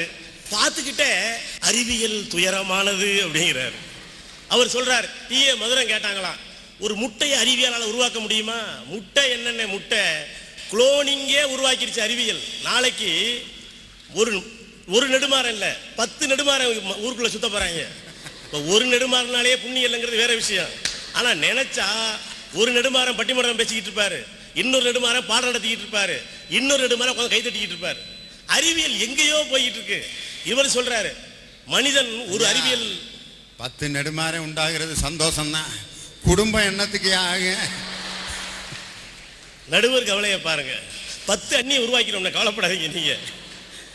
அதே போல ஒரு அறிவியல் செய்தி, மனிதனுடைய ஆயுள் காலத்தை ஒரு சற்று ஆராய்ச்சி செய்தால் மனிதனுடைய சராசரி ஆயுள் காலம் 1500 ஆண்டுகளாக மாற்றிவிட முடியும் என்று அறிவியலாளர்கள் முயன்று கொண்டிருக்கிறார்கள். யோசிச்சு பாருங்க. இப்பெல்லாம் பள்ளிக்கூடத்தில் சேர்க்கறதுக்கு இப்படி காதை தொட சொல்றாங்க. மனுஷனுக்கு வயசு 1500 வந்துருச்சுன்னு வைங்களேன், ஹெட்மாஸ்டர் சொல்லுவார், பையனுக்கு என்ன வயசாகுது? 300 வயசு தான் ஆகுது, போயிட்டு வாங்க. 350 வயசு ஆனவொன்னு கூப்பிட்டு வாங்க. அப்புறம் ஆசிரியர்களுக்கு ரிட்டையர்மெண்ட் எப்பன்னே சொல்ல முடியாது. இப்போ ஒரு ஆள் 40 வயசுல போயிட்டா அல்பாயுசில் போயிட்டாரேன்னு சொல்றோம். அந்த அறிவியல் உண்மையாயிருச்சுன்னா 800 வயசுல செத்தால சொல்லுவாங்க, பாவம் மனுஷன் எதையும் ஆண்டு அனுபவிக்கல, 800 வயசுலயே போயிட்டாரியாங்க போறாங்க. இந்த மாதிரி அறிவியல் எங்கேயோ போய்கிட்டு இருக்கு. அண்ணன் வந்து நடுவர் அவர்களே, உண்மையிலேயே அறிவியல் மட்டும் இல்லைன்னா நெடுமாறன் இப்படியா கண்ணாடி போட்டுக்கிட்டு வாட்சி கட்டிக்கிட்டு சிலுக்கு சட்டையை போட்டுக்கிட்டு உட்காந்துருப்பாருங்கிறீங்க? இந்நேரம் அறிவியல் மட்டும் வளரலன்னா அண்ணன் ஏதாவது ஒரு மரத்தில் வாழைப்பழத்தை சாப்பிட்டு உட்காந்துருப்பார். ஏன்னா குரங்குலேருந்து அண்ணன் வளர்ந்துருக்கவே முடியாது. யோசிச்சு பாருங்க. நெடுமாறன் அண்ணன் இப்படியா பட்டிமன்றத்து முன்னால மைக்கு முன்னால நின்றுக்கிட்டு கருப்பு தான் எனக்கு பிடிச்ச கலர்னு பாட்டு பாட முடியும்? அப்ப அறிவியல் மட்டும் வளராம இருந்தா அண்ணன் வாழை வச்சு ஓடிக்கிட்டே இருப்பார். நேரம் முருகன் பின்னால துரத்துவார், பழத்தை கொடு பழத்தை கொடு பழத்தை கொடுன்னு. அறிவியல் வளர்ந்ததுனாலதான் மைக் போட்டு இன்னைக்கு பேசிக்கிட்டு இருக்கீங்க. அதை விட்டுட்டு எவ்வளவு மூட நம்பிக்கை, ஏன் அவ்வளவு வேண்டாமுங்க? இத்தனை சகோதரிகள் வந்து இங்க அமர்ந்திருக்கிறாங்களே, அறிவியல் மட்டும் வளர்ந்திருக்கவில்லை என்றால் இந்த தன்னம்பிக்கையை எது கொண்டு வந்து சேர்த்தது? ஒரு காலத்துல எனக்கு நம்பிக்கை இருக்கிறது. ஒரு காலத்துல சாதாரணமா அடுப்பங்கரைக்குள்ளே இருந்த பெண்களை இன்றைக்கு கம்ப்யூட்டர் முன்னால் உட்கார வைத்து உலகத்தையே ஆட்டி படைக்கிற ஆற்றலை மனித குலத்துக்கு கொண்டு வந்து சேர்த்தது அறிவியல் வளர்ச்சியை தவிர வேறு எதுவும் இல்லை. ஒரு காலத்துல பெண்கள் அவர்களுடைய கால்கள் சின்ன கால்களாக இருக்க வேண்டும் என்பதற்காக கால்களை 10 வயது வரைக்கும் கட்டியே வைத்திருந்தார்களாம். அது ஒரு காலம், பெண்களை அப்படித்தான் நடத்தினார்கள். ஆனால் இன்றைக்கு ஒரு பெண் நினைத்தால், கல்பனா சாவ்லா என்கிற பெண் காற்றில் ஏறி விண்ணை சாடுகிறாள். விண்வெளியிலே போய்விட்டு அடுத்த ஊருக்கு கூட போக தயங்குகிற காலத்தில் என் தேசத்து சகோதரி விண்வெளியை பார்த்து தகாதுகிறாள். அறிவியல் மட்டும் வளராமல் இருந்திருந்தால் விருதுநகரை கூட இந்த பெண்கள் தாண்டி இருக்க முடியாது. இன்றைக்கு விண்ணை பார்த்து திரும்புகிறாள் என்றால் இது எது கொண்டு வந்த மாற்றம்? யோசித்து பாருங்கள். அறிவியல் இல்லை என்றால் எவ்வளவு மூட நம்பிக்கைகள் வளர்ந்து கிடந்தது தேசத்தில். இவ்வளவு அறிவியல் வளர்ந்திருக்கிற பொழுதே கூட நெடுமாற மாதிரி 1-2 அண்ணங்க அப்பப்போ வதந்திகளை கிளப்பி விட்டுருதுங்க. கொஞ்ச நாளைக்கு முன்னால கிளப்பி விட்டாங்க. அது எவன் கிளப்புனானே தெரியல. என்ன தெரியுமா? திருப்பதி தாயாருக்கு போட்டிருந்த தாலி அவுந்து கீழே விழுந்துருச்சுட்டாங்க. இது பார்த்தீங்கன்னா ஒரு தந்தி கொடுத்தா கூட லேட்டாக தான் போய் சேரும். ஒரே நேரத்தில் இந்தியா பூரா தாலி மாற்றுகிற வைபவம். கடைக்காரையை நொந்துட்டாங்க. எல்லாரும் கடைக்கு ஓடி போய் தாலி இருக்கா, தாலி இருக்கா, என்னம்மா இவ்வளவு பேர் ஒரே நேரத்தில் கல்யாணமா? இல்ல தாலி இருக்கு. அவன் வாத்து இருந்த தாலியை பூரா கொடுத்துட்டு போர்டை எழுதி வச்சுறாங்க, இங்கே தாலி கயிறு ஸ்டாக் இல்லை அப்படின்னு. அந்த அளவுக்கு வதந்திகளால் இந்த உலகம் நிரம்பி வழிகிற பொழுது தொலைக்காட்சியை பத்தி சொன்னார், குஜராத் பூகம்பத்தை பத்தியும் சொன்னார். உண்மையிலேயே குஜராத் பூகம்பத்தை கண்ணுக்கு கண்ணாக நேருக்கு நேராக பார்த்த பிறகு கோயம்புத்தூர்ல பள்ளிக்கூடத்து பிள்ளைகள் குஜராத்திலே இந்த சோகத்தை கண்ணுக்கு கண்ணாக நேராக பார்த்தார்கள். உண்மையிலேயே இந்த தொலைக்காட்சி வளரவில்லை என்றால் நமக்கு செய்தி வந்து சேருவதற்கே பல காலம் ஆகிருக்கும். அந்த காலத்தில் பூரா எப்படி செய்தி அனுப்புனாங்க? புறா காலில் கட்டி விருதுநகர் ராஜா தஞ்சாவூர் ராஜாவுக்கு அனுப்புவார். இடையில மதுரை ராஜா புறாவை பிடிச்சி சாப்பிட்டாலும் செய்தியே போய் சேராது. ஆனால் குஜராத் பூகம்பம் நிகழ்ந்த அடுத்த நிமிடமே ஃபிளாஷ் நியூஸ் போடுறான் டிவியில். அந்த காட்சியை பார்க்கிற சகோதரிகள் கோயம்புத்தூர்ல நர்சரி பள்ளிக்கூடத்து பிள்ளைகள் குஜராத்திலே அந்த குழந்தைகளுக்கு உதவுவதற்காக என்ன செஞ்சாங்க தெரியுமா? போற வாரவங்களை அப்புறம் ஷூவை பாலிஷ் போட்டாங்க சார். ஏன் தெரியுமா? டிவியை பார்த்தாங்க. குஜராத்துக்கு அனுப்புவதற்காக நல்ல செல்வ குடும்பத்திலே பிறந்த குழந்தைகள் தெரு ஓரத்திலே அமர்ந்து ஷூவை துடைத்தார்கள். அப்பொழுது தொலைக்காட்சியில் ஒரு செய்தி சொன்னா, கோயம்புத்தூரிலே அந்த குழந்தைகள் துடைத்தது ஷூவை அல்ல, குஜராத்திலே சிந்திய கண்ணீரை என்று ஒரு கவிஞன் எழுதினார் என்றால் இதை எது சாதித்தது? யோசிச்சு பாருங்க, யோசிச்சு பாருங்க. எத்தனை பெண்களுடைய வாழ்க்கையை மூட நம்பிக்கை சீரழித்து வைத்திருக்கிறது. ஒரு பொண்ணுக்கு சொல்லிட்டா போதும், அந்த பொண்ணுக்கு செவ்வாய் தோஷம் இருக்கு. அந்த தோஷத்தை எவன் கண்டுபிடிச்சாலே தெரியல. ஜாதகத்தை வச்சு எத்தனை குழந்தைகளுடைய எத்தனை சகோதரிகளுடைய வாழ்க்கையை முடமாக்கி வச்சிருக்கான். அன்றைக்கு சோசியம் பார்க்க போயிருக்கான். சோசியன்ட்ட கொண்ட இந்த இதை கொடுத்துருக்கான், ஜாதக குறிப்பை அவன் பார்த்துருக்கான். பார்த்துட்டு உன் பேர் முனுசாமி, வயசு 42. எப்படிங்க ஜாதகத்தை பார்த்து பேரெல்லாம் சொல்றீங்க? உன் பெண்டாட்டி பேர் மங்களம், வயசு 32. உனக்கு ஒரு பையன் செந்தில்குமார், வயசு 12. இன்னொரு பையன் பேர் சுரேஷ், வயசு 8. அசந்துட்டான். இப்படி சோசியன் நான் பார்த்ததே இல்லையா? பொண்டாட்டி பேரு புள்ள பேரு வயசெல்லாம் கரெக்டா சொல்றிய. அது மட்டும் இன்னும் சொல்றேன் பாரு, போன வாரம் தான் நீ 2 கிலோ ரவா வாங்கியிருக்க, 2 லிட்டர் மண்ணெண்ணெய் வாங்கியிருக்க, 1 கிலோ ஜீனி வாங்கியிருக்கேன் இருக்கான். இதெல்லாம் எப்படி சார் ஜாதகத்தில் தெரியுதுன்னு இருக்கான். அட மூதேவி, நீ கொடுத்தது ஜாதகம் இல்ல, ரேஷன் கார்டு. ரேஷன் கார்டை பார்த்து சொல்றது பெரிய கஷ்டமா? இனிமையாவது கொண்டாந்து ஜாதகத்தை கொடுங்கடா, ரேஷன் கார்டை கொடுத்து ஏன்டா இம்சை பண்றீங்கன்னு இருக்கான். ஆனா ஒரு காலத்துல சனி, 7 நாட்டு சனி அங்க பாக்குது, புதன் இங்கே பாக்குறாரு, செவ்வாய் இங்கே பாக்குறாங்க. ஒரு ஆள் பொண்ணுக்கு ஜாதகமா பார்த்துக்கிட்டு இருந்திருக்கான். புதன் அங்கே இருந்து பார்க்கறான், சனி இங்கே இருந்து பார்க்கறான். இப்படி நீ ஜாதகம் பார்த்தா ஒரு விஷயத்தை கவனிக்கல. இந்த பொண்ணு எதிர்த்த வீட்டு பையனை பார்த்துக்கிட்டு இருந்திருக்கு. அதை விட்டுட்டு ஊரெல்லாம் ஜோசியம் பார்த்து அந்த பொண்ணு போயிடுச்சு. வாயா, நீ செவ்வாய் எங்க பார்க்கறான்னு பார்த்துக்கிட்டே இரு, நான் போயிட்டே இருக்கேன்டான்ட்டு போயிடுச்சு. எவ்வளவு வாழ்க்கையை கெடுத்துச்சு. ஆனா இன்னைக்கு ஒரு காலத்துல யோசிச்சு பாருங்க, அன்னைக்கெல்லாம் எப்படி அண்ணனெல்லாம் அம்மா அவங்க வச்சு பாட்டு பண்ணாங்க. நிலா நிலா ஓடிவா நில்லாமல் ஓடிவா, அது ஒரு காலம். இன்னைக்கு என்ன தெரியுமா? நிலாவுக்கே மனுஷன் போயிட்டு வந்துட்டான். நாளைக்கு நிலாவை காட்டி சோறு ஊட்டியது போக நாளைக்கு நிலாவிலேயே மனிதன் போய் சாப்பிட போறான். நிலாவில் ஹோட்டல் கட்ட போறான். மதுரை பெரியார் பஸ் ஸ்டாண்ட்ல போடுவாங்க, நிலாவில் சாப்பிட்டு சென்று வருவதற்கு 3000 ரூபா இருந்தா போதும். லியோனி பட்டிமன்றம் கூட நிலாவில் நடக்கும். ஆனா அண்ணனை கூட்டு போக மாட்டான். ஏன்னா ஏற மாட்டார். விமானத்தில் ஏறுறது பெருசு இல்லையா? அறிவியல் எத்தனையோ விஷயங்களை இவங்க கூட சொன்னாரு. மேடம் கியூரி என்கிற அறிவியலாளர், இன்றைக்கு புற்றுநோய் என்கிற மிகப்பெரிய நோய் மனித குலத்தை ஆட்டி படைத்துக் கொண்டிருக்கிறது. அந்த அம்மையார் அதற்காக நோபல் பரிசு பெற்றார். அதன் காரணமாகவே, அந்த கதிர்வீச்சு காரணமாகவே தன்னுடைய உயிரை தியாகம் செய்தார். ஆனால் புற்றுநோய்க்கு இன்றைக்கும் அவர் கண்டுபிடித்த ரேடியம் கதிர்வீச்சு தான் மா மருந்தாக இருக்கிறது. என்றால் அறிவியல் வளரவில்லை என்றால் மனித குலத்தை விலங்குகளிலே இருந்து பிரித்து காட்டி, அவர் கூட சொன்னார், செல்போனை காட்டி கீழே விழுந்துடுறாங்களாம். சைக்கிள் கூட அறிவியல் வளர்ச்சி தாங்க, சைக்கிள் கூட அறிவியல் வளர்ச்சி தான். ஒன்றிலிருந்து ஒன்றாக வளர்ந்து வளர்ந்து வளர்ந்துதான் இந்த சாதனையை மனித குலம் சாதித்திருக்கிறது. இன்னும் யோசித்து பார்த்தால் மூட நம்பிக்கை குறைந்திருக்கிறது. பெண்கள் கல்வி பெற துவங்கி இருக்கிறார்கள்.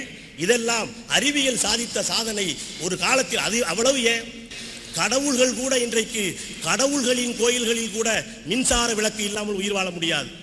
ஆன்மீகம் தருகிற இடங்களிலே கூட அறிவியல் இல்லாமல், கல்வி இல்லாமல் எதையும் சாதிக்க முடியாது என்கிற நிலைமைக்கு ஒரு காலத்தில் பெண்களை பல இடங்களில் கள்ளிப்பால் ஊற்றி கொன்றார்கள். ஆனால் இன்னைக்கு என்ன நிலைமை தெரியுமா? அந்த பெண்கள் மிகப்பெரிய சாதனை படைக்கிற கருத்தம்மா படத்தை எத்தனையோ படம் பார்க்குறீங்கல்ல, கருத்தம்மாங்கிற படத்தில் ஒரு குழந்தை அந்த கள்ளிப்பால்லேருந்து தப்பிக்குது, ஆனால் அப்பனையே அந்த குழந்தை தான் காப்பாற்றுது. இப்படி கூட நல்ல படம் வருது. அதையெல்லாம் விட்டுட்டு காலையில் 10 மணி காட்சியாக பார்க்கப்படாது. பார்த்தா இப்படித்தான் ஆகும். உங்களுக்கு தெரியல, வாங்க வர நான் என்ன செய்கிறது. நடுவர் அவர்களே, எப்படி பார்த்தாலும் சரி, அறிவியல் என்பது துயரம் தருகிற விஷயம் அல்ல, மகிழ்ச்சி தருகிற விஷயம்தான். இன்றைக்கு மனித குலம் இவ்வளவு மகிழ்ச்சி இருக்கிறது என்றால், ஒரு நிமிடம் மின்சாரம் இல்லை என்றால் உலகம் ஸ்தம்பித்து போகும். ஒரு நிமிடம் ரத்த ஓட்டம் இல்லைன்னா அன்னைக்கு கூட சொல்லுவாங்க, ஏன் ரத்தம் கொதிக்குதே, ஏன் ஜாதி, ஏன் ரத்தம் அப்படின்னு இருந்தாங்க. ஆனா மருத்துவம் சொல்லுது, மருத்துவ விஞ்ஞானம் சொல்லுது, ஒரு ஜாதிக்காரனுக்கு ஒரு ரத்தம் இல்லை, A group, B group, P+, O, இதுதான் ரத்தம். இதை விஞ்ஞானம் தான் சொல்லியிருக்கு. ஆனா நம்ம சொல்றான், அங்க பஸ்ஸை கொளுத்திட்டாங்க, நம்ம ஆளுங்களை வெட்டிட்டாங்க, ஏன் ரத்தம் கொதிக்குது, இல்ல ஏ குரூப்பு காரணம் வெட்டினா ஏ குரூப்பு காரணம் ரத்தம் துடிக்குது. அதெல்லாம் ஒண்ணும் இல்லை, ஜாதி சார்ந்த மூட நம்பிக்கைகளை எல்லாம் தகர்த்து இருக்கிறது. நான் அதிக நேரம் பேச விரும்பல, ஒரே ஒரு செய்தியோடு முடித்துக் கொள்ள விரும்புகிறேன். அறிவியல் இல்லை என்றால் மனிதன் இன்னமும் விலங்குகளாகத்தான் இருந்திருப்பான். அவனை மனிதனாக இந்த அளவுக்கு உயர்த்தி கொண்டு வந்திருக்கிறது ஒரு பூமி. கம்ப்யூட்டர் யோசிச்சு பாருங்க, கம்ப்யூட்டர் என்கிற விஷயத்தை ஒரு எலி உலகத்தை இயக்கிக்கிட்டு இருக்கு. ஒரு காலத்தில் பிராணம் யோசித்தது எலியை பிள்ளையாருக்கு வாகனம் என்று. ஆனால் இன்னைக்கு ஒரு எலியை தொட்டா இன்டர்நெட்டிலே உலகமே விரிந்து கிடக்கிறது. கோடிக்கணக்கான தகவல்களை உள்ளே இருந்து அள்ளி கொண்டு வந்து உங்கள் முன்னால் குவிக்கிறது என்றால் அது அறிவியல் கொண்டு வந்த சாதனை. நடுவர் அவர்களே, அவர் கூட சொன்னார், யாரோ மதுரையில் ஒரு நீதிபதி தவறான தீர்ப்பு சொன்னார்னு. நீங்க அதெல்லாம் நம்பாதீங்க. நீங்க கோடானு கோடி ரசிகர்களுடைய இதயங்களில் இருக்கிறீர்கள். உங்கள் இதயத்திற்கு எதுவும் ஆகாது என்கிற நம்பிக்கை எங்களுக்கு உண்டு. ஆனால் ஒண்ணு, நடுவர் அவர்களே, நீங்க பட்டிமன்ற நடுவராக இருந்தாலும் அடிப்படையில் நீங்கள் அறிவியல் சொல்லித் தருகிற ஆசிரியர். உங்களுக்கு சோறு போடுறதே அறிவியல் தான். உங்களுக்கு சோறு போடுற அறிவியலை, உங்களை ஒரு பெரிய ஆளா உருவாக்குன அறிவியலை துயரம்னு சொன்னா உங்களுக்கே வேலை போனாலும் போயிடும். எனவே அறிவியல் மகிழ்ச்சியைத்தான் தருகிறது. மனித குலத்தினுடைய வளர்ச்சியில் அறிவியல் ஒரு மைல்கல். அறிவியல் வளர்ச்சி இல்லை என்றால் மனிதன் இந்த நிலையை எட்டியிருக்க முடியாது. மூட நம்பிக்கைகளை தகர்க்கிற, புதிய புதிய நம்பிக்கைகளை கொண்டு வந்து சேர்க்கிற அறிவியல் மகிழ்ச்சியே என்கிற நல்ல தீர்ப்பை நீங்கள் தர வேண்டும் என்று கேட்டு வாய்ப்புக்கு நன்றி சொல்லி விடைபெறுகிறேன். நன்றி, வணக்கம். கவிஞர் மதுக்கூர் ராமலிங்கம் அறிவியல் என்பது மக்களுக்கு மகிழ்ச்சியை தருகிறதுங்கிற அணியில் என்னை பற்றி சொன்னார். நான் ஒரு சயின்ஸ் வாத்தியார், அதனால் அந்த சயின்ஸுக்கு ஐயா துரோகம் பண்ண மாட்டார், இல்லாட்டி அவருக்கு சோறு போடுற அந்த சப்ஜெக்ட்டுக்கு துரோகம் பண்ணுவாரான்னு. நான் படித்தது ஃபிசிக்ஸ் தான், நான் ஒரு ஃபிசிக்ஸ் வாத்தியார்.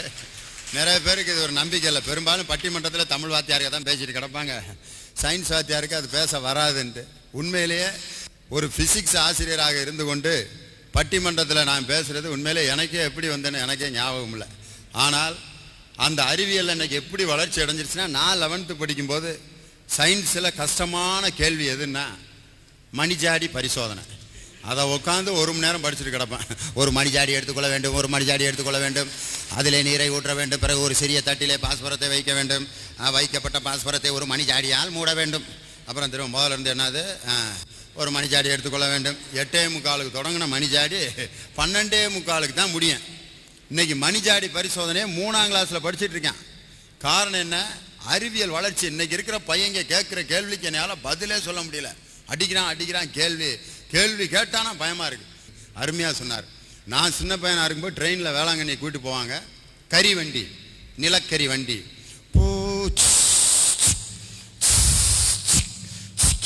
அது புறப்பட்டு போகிறதுக்குள்ளே வேளாங்கண்ணி இங்கே திண்டுக்கலுக்கு வந்து சேர்ந்துடும். அப்படி போய் அதில் அந்த இன்ஜினுக்கு அடுத்த சீட்டில் உட்காந்தான்னா இறங்கும்போது அடையாளம் தெரியாது. போகும்போது பில் கிளின்டன் மாதிரி போகிறவன், இறங்கும்போது நெல்சன் மண்டேலா மாதிரி இறங்குவாங்க.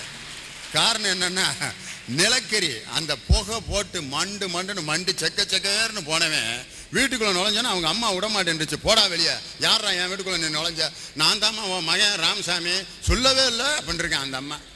காரணம், அந்த நிலக்கரி வண்டியில் அந்த கரியை மூஞ்சியில் அப்பிக்கிட்டு அடையாளம் தெரியாமல் இறங்கியிருக்கேன். வெள்ளை சட்டை போட்டு ப்ரௌன் கலர் சட்டையாக போய் இறங்குவாங்க. சோறு திங்க முடியுமா அந்த ட்ரெயினில் அன்னைக்கு? அப்போ தான் தயிர் சாதத்தை எடுத்து இப்படி பிரித்து வச்சுக்கிட்டு தயிர் சாதம் அப்படின்னு தெரிஞ்சுன்னு பார்க்குறான். தயிர் சாதம் கருப்பாயிருச்சு. என்னடான்னா புஷ்ஷுன்னு ஒரு புகை விட்டான்னா தீர்ந்துச்சு. பாக்கெட்டில் அழுனா உள்ளுக்க கறித்தூளாக இருக்குது. கணதில் இப்படி திருப்புனா இதில் காக்கில் தூள் வருது. அந்த கறி வண்டி இன்னைக்கு மாற்றி டீசல் எந்திரம், எலக்ட்ரிக் ட்ரெயின், சாதாரண மீட்டர் கேஜ் பிராட் கேஜா மாதிரி அறிவியல் வளர்ச்சி அனுபவிச்சுக்கிட்டு இருக்கோம் ஐயா. அப்படி ஒரு நல்ல கண்ணோட்டத்தோட பார்க்கணும். அழகா சொன்னார். இனி இந்த பட்டிமன்றத்தினுடைய நிறைவு பேச்சாளராக துணை துயரம் பேராசிரியர் முருகன் அவர்கள் இப்பொழுது பேச வருகிறார்.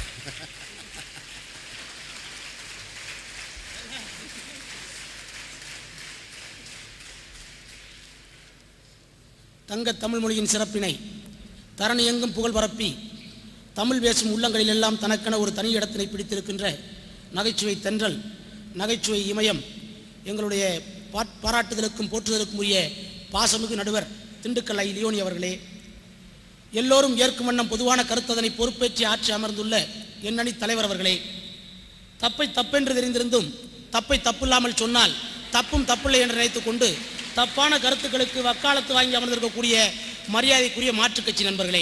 ஐயா இப்ப என்ன சொன்னீங்க? இதுக்கு ஒரு பட்டிமன்றம் வைக்கணும் போல இருக்கு. ஐயா சொல்லியது தப்பா சரியான கல்லூரி வாக்கியம் சொன்னாரு, ஏதாவது விளங்குச்சா?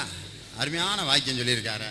கல்லூரியினுடைய மேலாண்மை குழு உறுப்பினர்களே, பேராசிரியர் பெருமக்களே, நான் உயிரின் மேலாக நான் மதித்து போற்றுகின்ற மாணவ செல்வங்களே, உங்கள் அனைவருக்கும் முதற்கண் நன்றி கலந்த வணக்கத்தினை தெரிவித்துக் கொள்கிறேன். நடுவர் அவர்களே, நாங்கள் ஒன்றும் அறிவியலுக்கு எதிரிகள் அல்ல. அறிவியலை நாங்கள் ஒத்துக்கொள்கிறோம். அவர் சொன்னார், சந்திரனை தொட்டதென்று மனித சக்தி என்று சொன்னார். நாளைக்கு சந்திரனிலே போய் சாப்பாடு கூட சாப்பிடலாம்னு சொன்னார். நான் தெரியாமல் கேட்குறேன், சந்திரனுக்கு போக முடிஞ்ச உங்களால், சந்திரனில் இடம் பிடித்த உங்களால் அண்டை வீட்டுக்காரனுடைய மனத்தில் இடம் பிடிக்க முடியவில்லை என்பதுதான் எங்களுடைய வேதனை. கம்ப்யூட்டர் படிக்கலாம், டாக்டருக்கு படிக்கலாம், என்ஜினியராக படிக்கலாம் சொன்னார். அதுதான் நடக்குது. இன்னைக்கு ஒரு 2.5 வயசு பையனை கூப்பிட்டு அப்பா என்ன சொல்கிறாருன்னா, மகனே படித்து கலெக்டர் ஆயிடணும். நான் கலெக்டர் ஆஃபீஸில் குமாஸ்தாவில் பார்க்குறேன், வர்றேன் போகிறவில்லை என்னை வைறான், நீ கலெக்டர் ஆகி வர்றேன் போகிறவெல்லாம் வைக்கணும். Okay daddy. அம்மா, மகனே வாடகை கொடுத்து கட்டுப்படி ஆகலடா, 2000 ரூபா கொடுத்துட்ருக்கோம், நீ படித்து இன்ஜினியர் ஆயிடணும், இன்ஜினியர் ஆகி பெரிய பில்டிங் கட்டி அதில் குடியேறுவோம். Okay mummy.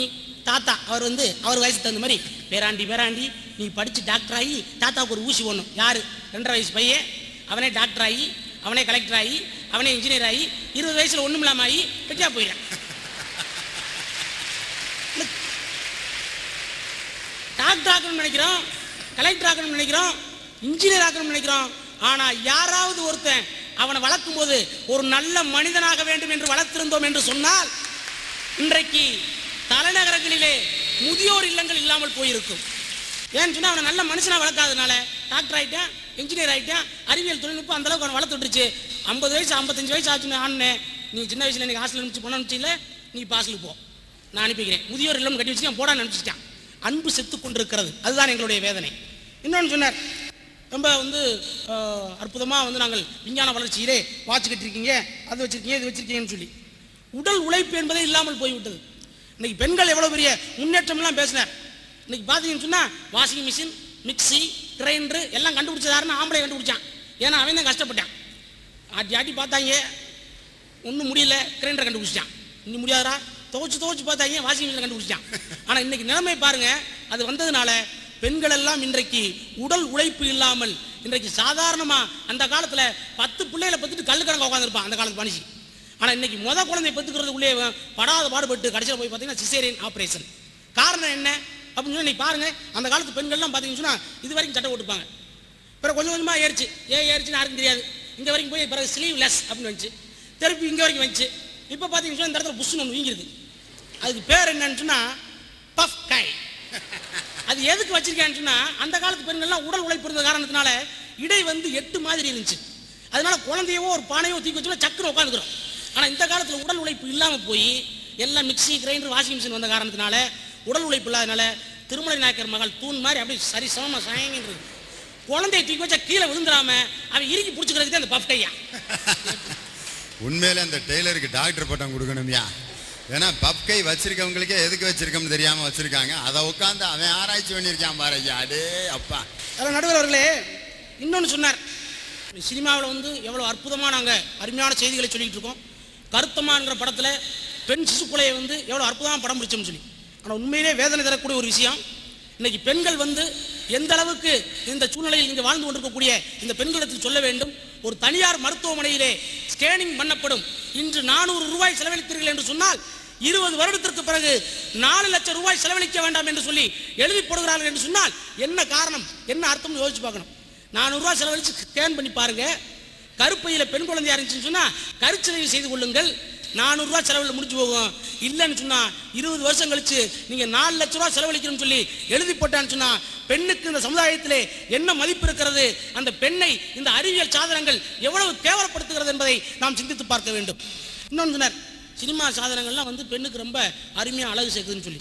அட கடவுளே, சொல்றதுக்கே எனக்கு வெக்கமா இருக்கு நடுவர் அவர்களே. சும்மா சொல்லுங்க, வெக்கப்படாமல் சொல்லுங்க. ஏன்னா பெண்கள் கூட்டம் அதிகமாக இருக்கிறதால சொல்றேன். படம் எடுக்கிறேன், 300 கோடி ரூபாய் செலவில் எடுக்கப்பட்ட படம், 500 கோடி ரூபாய் செலவில் எடுக்கப்பட்ட படம், 1000 கோடி ரூபாய் செலவில் எடுக்கப்பட்ட படம். நான் தெரியாம கேட்கிறேன், உங்கள் அறிவியல் தொழில்நுட்பம் இவ்வளவு வளர்ந்துருக்கே, அந்த படத்தில் நடிக்கிற பொம்பளை பிள்ளைகளுக்கு ஒரு 30 ரூபாயை சேர்த்து செலவழிச்சு ஒரு 30 ரூபாய் துணியை சேர்த்து எடுத்து கொடுத்தனாயா? அது பாட்டில் உரிச்ச ஓடி எனக்கு தெரியுது நடுவர்களே. அதுல இந்த ரம்பான்னு ஒரு தங்கச்சி அம்போன்னு தெரியுது. அது பாட்டு ஐயா சொல்லுங்க. ரம்பா உங்களுக்கு தங்கச்சிங்களா ஐயா? ஆமாங்கய்யா, இந்தியர் யாவரும் நம் சகோதர சகோதரிகள். அப்ப பேசுங்க, அப்ப நல்லா பேசுங்க மாப்பிள்ளையா. இப்ப புரிஞ்சா? அறிவியல் தொழில்நுட்ப வளர்ச்சி பண்பாட்டை கொச்சைப்படுத்துகிறது என்பதற்கு அடையாளம். என்னை அறிமுகப்படுத்தும் போது என்னுடைய பேரன்பு தம்பி பேராசிரியர் முருகன் சொன்னார், ரம்பான்னு சொல்லி சொன்னோன்னே என்னை மாப்பிள்ளைன்ட்டார். அப்ப அறிவியல் எந்த அளவுக்கு எடுத்து வச்சிருக்கு பாத்தீங்களா? இன்னொன்னு பாட்டெல்லாம் எழுதுறா நடுவர் அவர்களை, சொல்ல வேண்டியதே இல்லை. கண்ணா என் சேலைக்குள்ள கட்டெரும்பு புகுந்துருச்சு, எதுக்கு நசுக்கு எங்கிட்ட கட்டினா பாட்டா இருக்கு. இது வந்து நான் சமுதாயத்துக்கு ரொம்ப முக்கியமான சிந்தனை சொல்லுதான். இன்னொரு பெரிய கொடுமை நடுவர்களே, இந்த கூட்டம் வந்து பெண்களுடைய கூட்டமா இருக்கிறதுனால கண்டிப்பா அந்த இடத்துல சொல்லி ஆகணும். இது நான் வந்து சொல்றதுக்கு சங்கடப்படல, இருந்தாலும் சொல்ல வேண்டிய அவசியம் இருக்கு. ஏன்னா இந்த திரைப்படத்துல காதல்ன்ற பேர்ல பெண்களை கொச்சப்படுத்துறானியா, அநியாயமா கொச்சப்படுத்துறானியா. ஒரு பெண் தன்னுடைய ஆசையை வெளிப்படுத்த மாட்டான். இந்தியாவினுடைய பெருமை என்னன்னு சொன்னா, உலக நாடுகளில் வந்து இந்தியாவில் இருக்கக்கூடிய பெண்களால் தான் இந்திய தேசத்திற்கு பெருமை என்று சொன்னார்கள். அவள் தன்னுடைய ஆசையை வெளிப்படுத்துவதற்கு கூட அஞ்சுவாள், குறிப்பால் தான் உணர்த்துவாள்.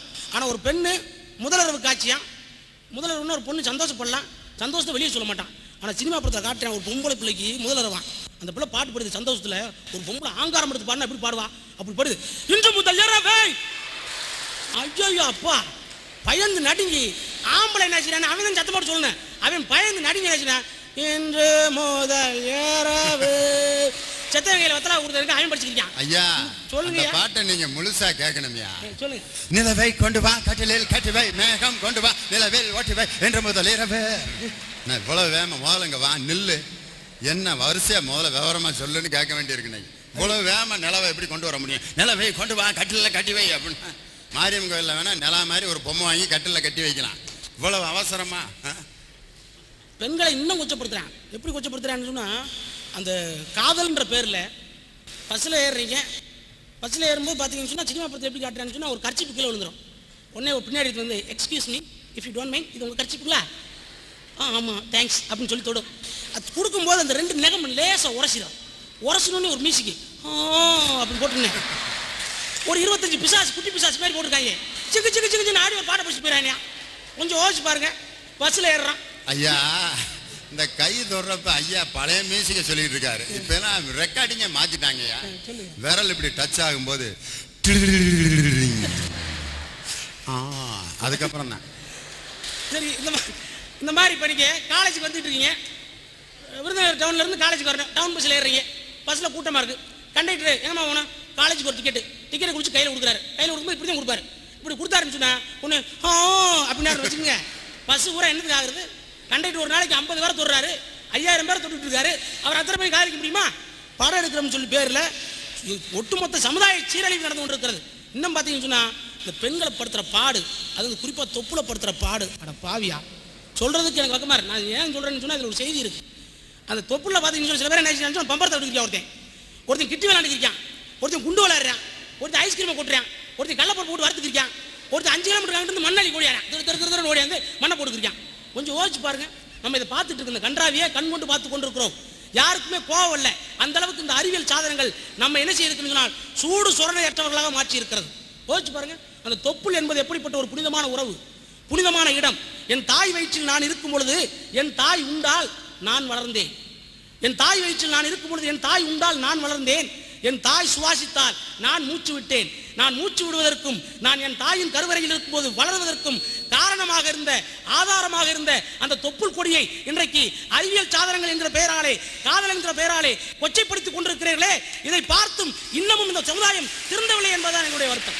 யோசிச்சு பாருங்க, எவ்வளவு ஒரு அற்புதமான ஒரு உறவை சொல்லக்கூடிய ஒரு அற்புதமான புனித தலத்தை கொச்சைப்படுத்திக் கொண்டிருக்கிறார்கள் என்பதுதான் எங்களுடைய வருத்தம். யோசித்து பார்க்கணும். விஞ்ஞானம் என்பதே இன்றைக்கு மனிதனை அச்சப்படுத்திக் கொண்டிருக்கிறது. மனித நாகரிகத்தையும் மனித பண்பாட்டையும் மனித கலாச்சாரத்தையும் சீரழிக்கக்கூடிய ஒன்றாக இருக்கின்ற காரணத்தினால் விஞ்ஞானம் என்பது அன்று முதல் இன்றைக்கு வரைக்கும் என்றுமே துயரம் தரக்கூடியதாக இருக்கிறது என்று சொல்லி இந்த அருமையான வாய்ப்பை நல்கிய அத்தனை நல்ல உள்ளங்களுக்கும் நன்றி கூறி விடைபெறுகிறேன். நன்றி, வணக்கம். அறிவியல் என்பது மக்களுக்கு தந்தது மகிழ்ச்சியா துயரமா அப்படிங்கிற கேள்விக்கு இப்போ நான் பதில் சொல்லணும். அறிவியலுடைய வளர்ச்சிங்கிறது இன்னைக்கு தவிர்க்க முடியாது. அதனால தான் இந்த நிகழ்ச்சி ஆரம்பிக்கும் போது நான் எவ்வளவு நேரம் பேசுறதுன்னு முதல்வர்கிட்டையும் அவங்க நிர்வாக குழு தலைவர்கிட்டையும் நான் கேட்கல. ஏன்னா ஒரு நிகழ்ச்சிக்கு போகிறப்ப நாங்கள் கேட்டோம், ஐயா நாங்கள் எவ்வளோ நேரம் பட்டிமன்றம் நடத்துறது? அந்த ஊர் தலைவர் சொன்னார், நீங்கள் எவ்வளோ நேரம் வேணாலும் பேசுங்க தம்பி, நாங்கள் அரை மணி நேரத்துக்கு மேலே உட்காந்துருக்க மாட்டோம்னாரு. அதுக்கு ஏன் என்னைய திண்டுக்கல்லேருந்து கூட்டி வந்த அப்படின்னு, நாங்கள் வீட்டில் படுத்துக்கிட்டே கூட காப்போம்யா, நீ மேடை போட்டு பேச வேண்டியதானேன்னாரு. இவர்கள்லாம் வீட்டில் படுத்துக்கிட்டே கேட்பாருங்களா, நானும் அனாதை பே மாதிரி தனியாக உட்காந்து எப்படி மேடையில் பேசுறது? முடியாது. சினிமாவில் நான் நடித்த படம் கடைசி படம்னாரு. ஏன் கடைசி படம் ஆச்சுன்னா, அதுக்கப்புறம் 2-3 வாய்ப்பு வந்துச்சு. அந்த வாய்ப்புகளை கேரக்டரை பார்த்தனே பயந்துட்டேன். ஒரு படம் வந்துச்சு, அதில் எனக்கு 2 பொண்டாட்டி கேரக்டர். மூத்த சம்சாரம் காந்திமதி, 2வது சம்சாரம் கோவை சரலா. நடிக்கிறீங்களான்னாங்க. நான் அதில் நடிச்சுட்டு எப்படி ஃபிசிக்ஸ் வாத்தியாரை வந்து பாடம் நடத்துறது? நான் நடத்துகிற ஃபிசிக்ஸை கேட்பானா பையா? இப்படியே பார்ப்பேன், ஃபிசிக்ஸ் நல்லா இருக்கு கோவை சரலா அப்படின்ட்டு தான் இருப்பானே ஒழிய ஏன் நான் நடத்துகிற பாடத்தை கேட்பேன்? வேணாமியா.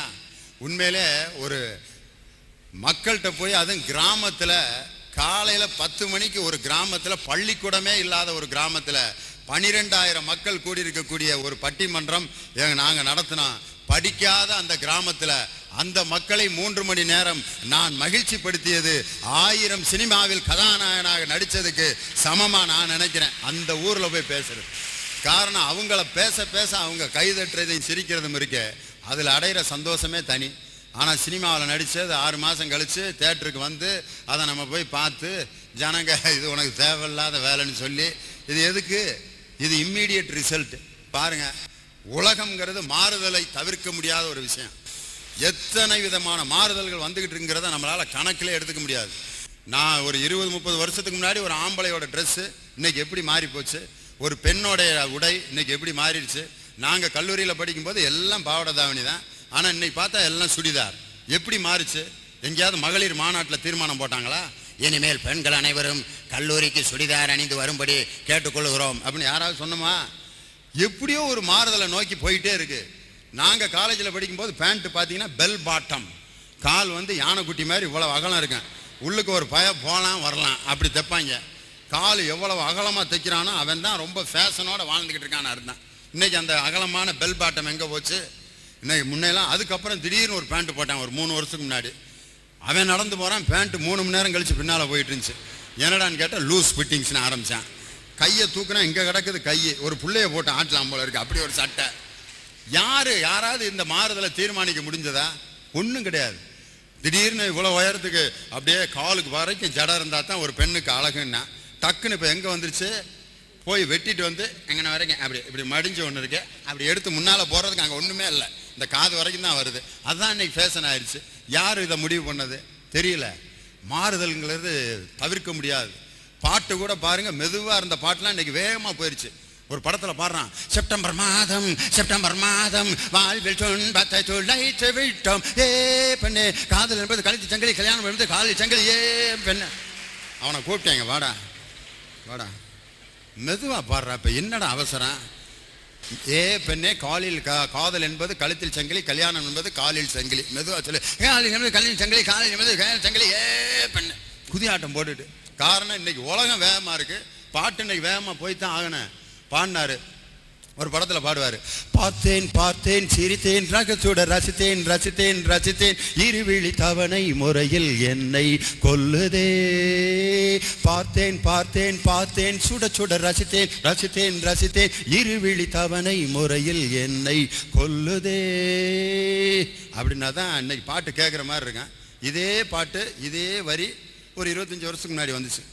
பார்த்தேன் சிரித்தேன் பக்கத்தில் அழைத்தேன் உன்னைத்தேன் என நான் நினைத்தேன் அந்த மலைத்தேன் இதுவென மலைத்தேன் வந்துச்சு. இன்னைக்கு அதே பார்த்தேன் சிரித்தேன் தான். ஆனா இன்னைக்கு இது மாதிரி உட்காந்து பாடிக்கிட்டு இருந்தா அந்த பிள்ளைய வேற ஒருத்தன் கூட்டி போயிடுவேன். பார்த்தேன், நீ மெதுவா பார்த்துட்டு வாயா, நான் கூட்டு போறேன் அந்த பிள்ளையன்றேன். இன்னைக்கெல்லாம் பார்த்தேன் பார்த்தேன் பார்த்தேன் சுட சுட ரசித்தேன் ரசித்தேன் ரசித்தேன் லவ்வா ரெடி கல்யாணம் ஓடியா ஓடு ஓடு ஓடு ஓடு அப்படின்னா தான். இல்லாட்டி கம்பெனி கை மாறி போயிடும். காரணம் இன்னைக்கு வாழ்க்கை வேகமா போயிட்டு இருக்கு. அந்த வேகத்துக்கு தகுந்த மாதிரி இன்னைக்கு ஈடு கொடுக்க வேண்டியிருக்குல்ல. அதுதான அறிவியல் வளர்ச்சி. வேகமா போறேங்கிறது வேகமா ஓடி போய் செவுத்துல முட்டி சாகுறானே ஐயா, இது நியாயமான்னு கேட்குறாங்க. வேகத்தை நாங்கள் குறை சொல்லலை. வேகமா ஓடி போய் மரத்துல மோதி சாவதும், வேகமா மோதி போய் எங்கன மோதுறான்னு தெரியாம தலையில அடிபட்டு கட்டு போட்டுக்கிட்டு இருக்குதுமா அறிவியல் வளர்ச்சி கேட்குறாங்க. இன்னைக்கு பாருங்க, அறிவியல் இன்னைக்கு என்னத்தை சாதிச்சிருக்கு. முன்னெல்லாம் ஒரு 50 வருஷத்துக்கு முன்னாடி ஸ்கேன் அப்படின்னு ஒரு கருவி கிடையாது. வயிற்றுல இருக்கிறது ஆனா பெண்ணான்னு தெரியாம 10 மாசம் வரைக்கும் அந்த அப்படியே அந்த ஈகர் யாரு, அவங்கள பிள்ளையா இருக்குமா, அப்பா மாதிரி இருப்பானா, இல்லை தாத்தா மாதிரி கண்ணக்கரையர்னு இருப்பானோ, அல்லது இந்த ஆள் மாதிரி பல்லேத்தி போய் கிடப்பானோ, அல்லது இப்படி அறிவு கட்ட பிள்ளையா பிறக்குமோ, அறிவு இல்லாத பிள்ளையா பிறக்குமோ, எப்படி பிறக்குமோன்னு அந்த 10 மாசமா அந்த அம்மா அப்படி அந்த ஒரு ஆர்வம் இருக்கே. அதுவும் அந்த உள்ள அந்த பெண்ணை மாசமா இருக்கிற பெண்ணை டெலிவரிக்கு அனுப்பிட்டு வெளியில நடப்பான் பாரு ஒரு அவன். யார் வந்தாலும் இப்படியே மூஞ்சியை பார்ப்பான், என்னாச்சு அப்படின்னு. அந்த அம்மா அந்த நேரம் பார்த்து ஒண்ணுமே பேசாது. அந்த நர்செல்லாம் அது பாட்டுக்கு ஒரு தட்டை தூக்கிட்டு இங்கிட்டு போங்க அங்கிட்டு போங்க. அம்மா நர்சம்மா பொறப்பா அட பொறுக்கிற இருந்தாலும் என்ன நடக்குது பொறு போயிட்டு போயிட்டு என்ன திடீர்னு ஒரு சத்தம் கேட்கும். இது ஆம்பளை பிள்ளை சத்தமா பொம்பளை பிள்ளை சத்தமா யாருக்கு தெரியும். ஒரு 5 நிமிஷம் கழிச்சு அப்புறம் டாக்டர் வருவார், அப்படியே கையை கழுவிட்டு கங்க்ராச்சுலேஷன் அது கிடக்கட்டுமியா, ஆம்பளை பிள்ளையா பொம்பளை பிள்ளையா அப்படின்னு. வெரி நைஸ் பொம்பளை பிள்ளை அப்படின்னா ரொம்ப சந்தோஷம். ஆம்பளை பிள்ளையோ பொம்பளை பிள்ளையோ நல்லபடியா பிறந்துச்சே அது போதுமையா அப்படின்னு சொல்லி கையெடுத்து கும்பிட்டான் ஒரு 25 வருஷத்துக்கு முன்னாடி. ஆனா இன்னைக்கு 8 மாசமா இருக்கும் பொழுது எனக்கு வயிற்றுல இருக்கிறது ஆம்பளை பிள்ளையா பொம்பளை பிள்ளையான்னு செக்அப் பண்ணி பொம்பளை பிள்ளைன்னு தெரிஞ்சோன்ன ஒரு அம்மா புருஷன்ட்ட சொல்லுது, அந்த பிள்ளைய தயவுசெய்து வேணாங்க, ஏற்கனவே 2 பொம்பளை பிள்ளை இருக்கு, 3வது பொம்பளை பிள்ளை வேணாம், தயவுசெய்து வேணாம், தயவுசெய்து அழிச்சிருங்க, அபாசன் பண்ணிருங்க, டிஎன்சி பண்ணிருங்கன்னு கெஞ்சுது. ஆனால் இப்படி டிஎன்சி அந்த காலத்தில் நடந்திருந்தால் ஒரு அன்னி பெசன்ட் அம்மையார் வந்திருக்க முடியாது, ஒரு இந்திரா காந்தி வந்திருக்க முடியாது, ஒரு மிகப்பெரிய அன்னை தெரசா வந்திருக்க முடியாது, இந்த நாட்டை மானத்திலிருந்து காப்பாற்றிய ஜான்சி ராணிகள் வந்திருக்க முடியாது. ஏன் வயிற்றுல இருக்க குழந்தை ஆனா பெண்ணான்னு இன்னைக்கு ஏன் பார்க்கிற? இது அறிவியல் கொடுத்த ஒரு மிகப்பெரிய அவமானம் இல்லையா? வயிற்றுல இருக்கிறது எந்த பொண்ணா இருந்தா என்னையா, பிறக்கிறது மகனா மகளா இருந்துட்டு போகுது, மகளா இருந்தா என்ன, அது மானத்தை காப்பாத்தாதா? அதுதான் நம்ம ஐயாட்ட கூட நான் சொல்லிக்கிட்டு இருந்தேன். எனக்கும் ஒரே ஒரு பொம்பளை பிள்ளை தான், என் பிள்ளை அந்த பிள்ளை என்ற வாரிசை காப்பாற்றும் எனக்கு முழுமையாக நம்பிக்கை இருக்கு, வேணாமையா எனக்கு ஆம்பளை பிள்ளைன்ட்டு ஐயாட்ட சொன்னேன். நான் எனக்கு இல்லைங்கிறதுக்காக நான் குறை சொல்ல. உண்மை ஒரு ஒரு குடும்பத்தில் ஒரு நாட்டுக்கு ஒரு பெண் ஆண்ங்கிறத வயிற்றுக்குள்ள இருக்கும் போதே அதை பார்த்தது உங்கள் அறிவியல் இல்லையா அப்படின்னு யாரு இவங்க கேட்டாங்க. அறிவியல்னால தானே இந்த கொடுமை நடக்குது. பிளாஸ்டிக்கை தடை செய்யணும் ஒரு இயக்கம் நடத்த வேண்டியிருக்கு ஐயா அன்னைக்கு. காரணம் என்ன? பாலித்தீன் பைகளை ஒழிப்போம். ஏன்னா தொட்டதுக்கெல்லாம் பாலித்தீன். ஒரு கடையில் போய் வெத்தலா வாங்கினா அதை ஒரு பையில போட்டு கொடுக்குறேன், உடனே வெத்தலாக்க போட்டு அந்த பையை கீழே போடுறாரு. இந்த பைய பூரா அதை அழிக்கவே முடியல அந்த பிளாஸ்டிக்கை. இன்னைக்கு ஒரு மாட்டோட கொடைக்கானல்ல ஒரு மாடு செத்து போச்சு, வயிற்று அறுத்து பார்த்துருக்காங்க, 25 கிலோ பிளாஸ்டிக் பைய அந்த மாடு தின்றுருக்கு. ஒரு அருமையான பால் தர வேண்டிய பசு மாடு இந்த பிளாஸ்டிக்னால சாகலையா?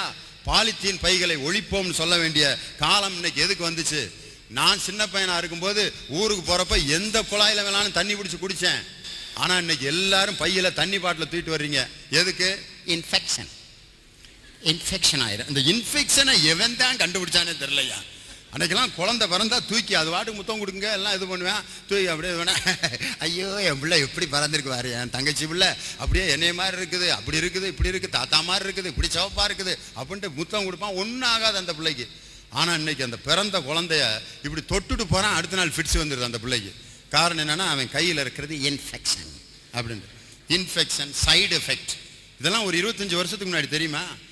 முடி வெள்ளையா இருக்குன்னு டை அடிச்சிருக்கான், மூஞ்சி வீங்கி போச்சு அவனுக்கு.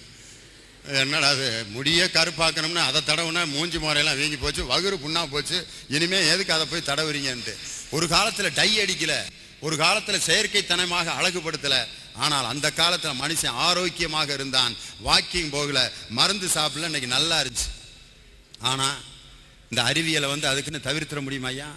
புதுசாக அறிவியலை கண்டுபிடிக்கும் போது நம்ம ஆள் அவ்வளோ சீக்கிரம் வரவேற்றானா? ரேடியோ முத ஒரு ஊருக்கு கொண்டு வந்திருக்காங்க, நம்ம ஆள் அதை பார்த்துருக்கான். எப்படி மாப்பிள்ளை பெட்டி பேசுது, நம்ம ஆள் தான் இது வரைக்கும் தெரியாதுன்னே பதில் சொன்னதே கிடையாது. எப்படி பேசுதுன்னா ஆளுகளை சின்னதாக்கி அதில் உட்கார வச்சுருக்காங்க ஏன்ருங்க. உடனே இவன் அறிவாளிக்கு பிறந்த அறிவாளி கேள்வி கேட்குறாரு, அப்போன்னா எப்போ சாப்பிட போவாங்க? நம்ம ஆஃப் பண்ணுவோம்ல, அப்போ சாப்பிட போயிடுவாங்க, ஆன் பண்ணோன்னா வந்துடுவாங்கன்னு பதில் சொல்லியிருக்கான். இந்த நாட்டில் இப்படி நடந்திருக்கு கேள்வியும் பதிலும். ஒரு அறிவியல் கண்டுபிடிப்பு முதல்ல வந்தோன்னா அதை யாருமே ஏற்றுக்கிறல.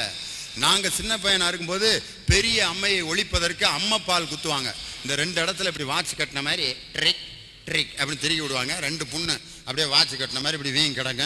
3-4 நாளைக்கு இந்த கையிலே இந்த இதிலே தான் சோறு சாப்பிடுவான். ஒன்றும் செய்யணும்னா இப்போ இந்த கையில் குத்தி விட்ருவாங்க, இந்த கையில் தான் சாப்பாடு பாட்டுட்டு இருப்பான்.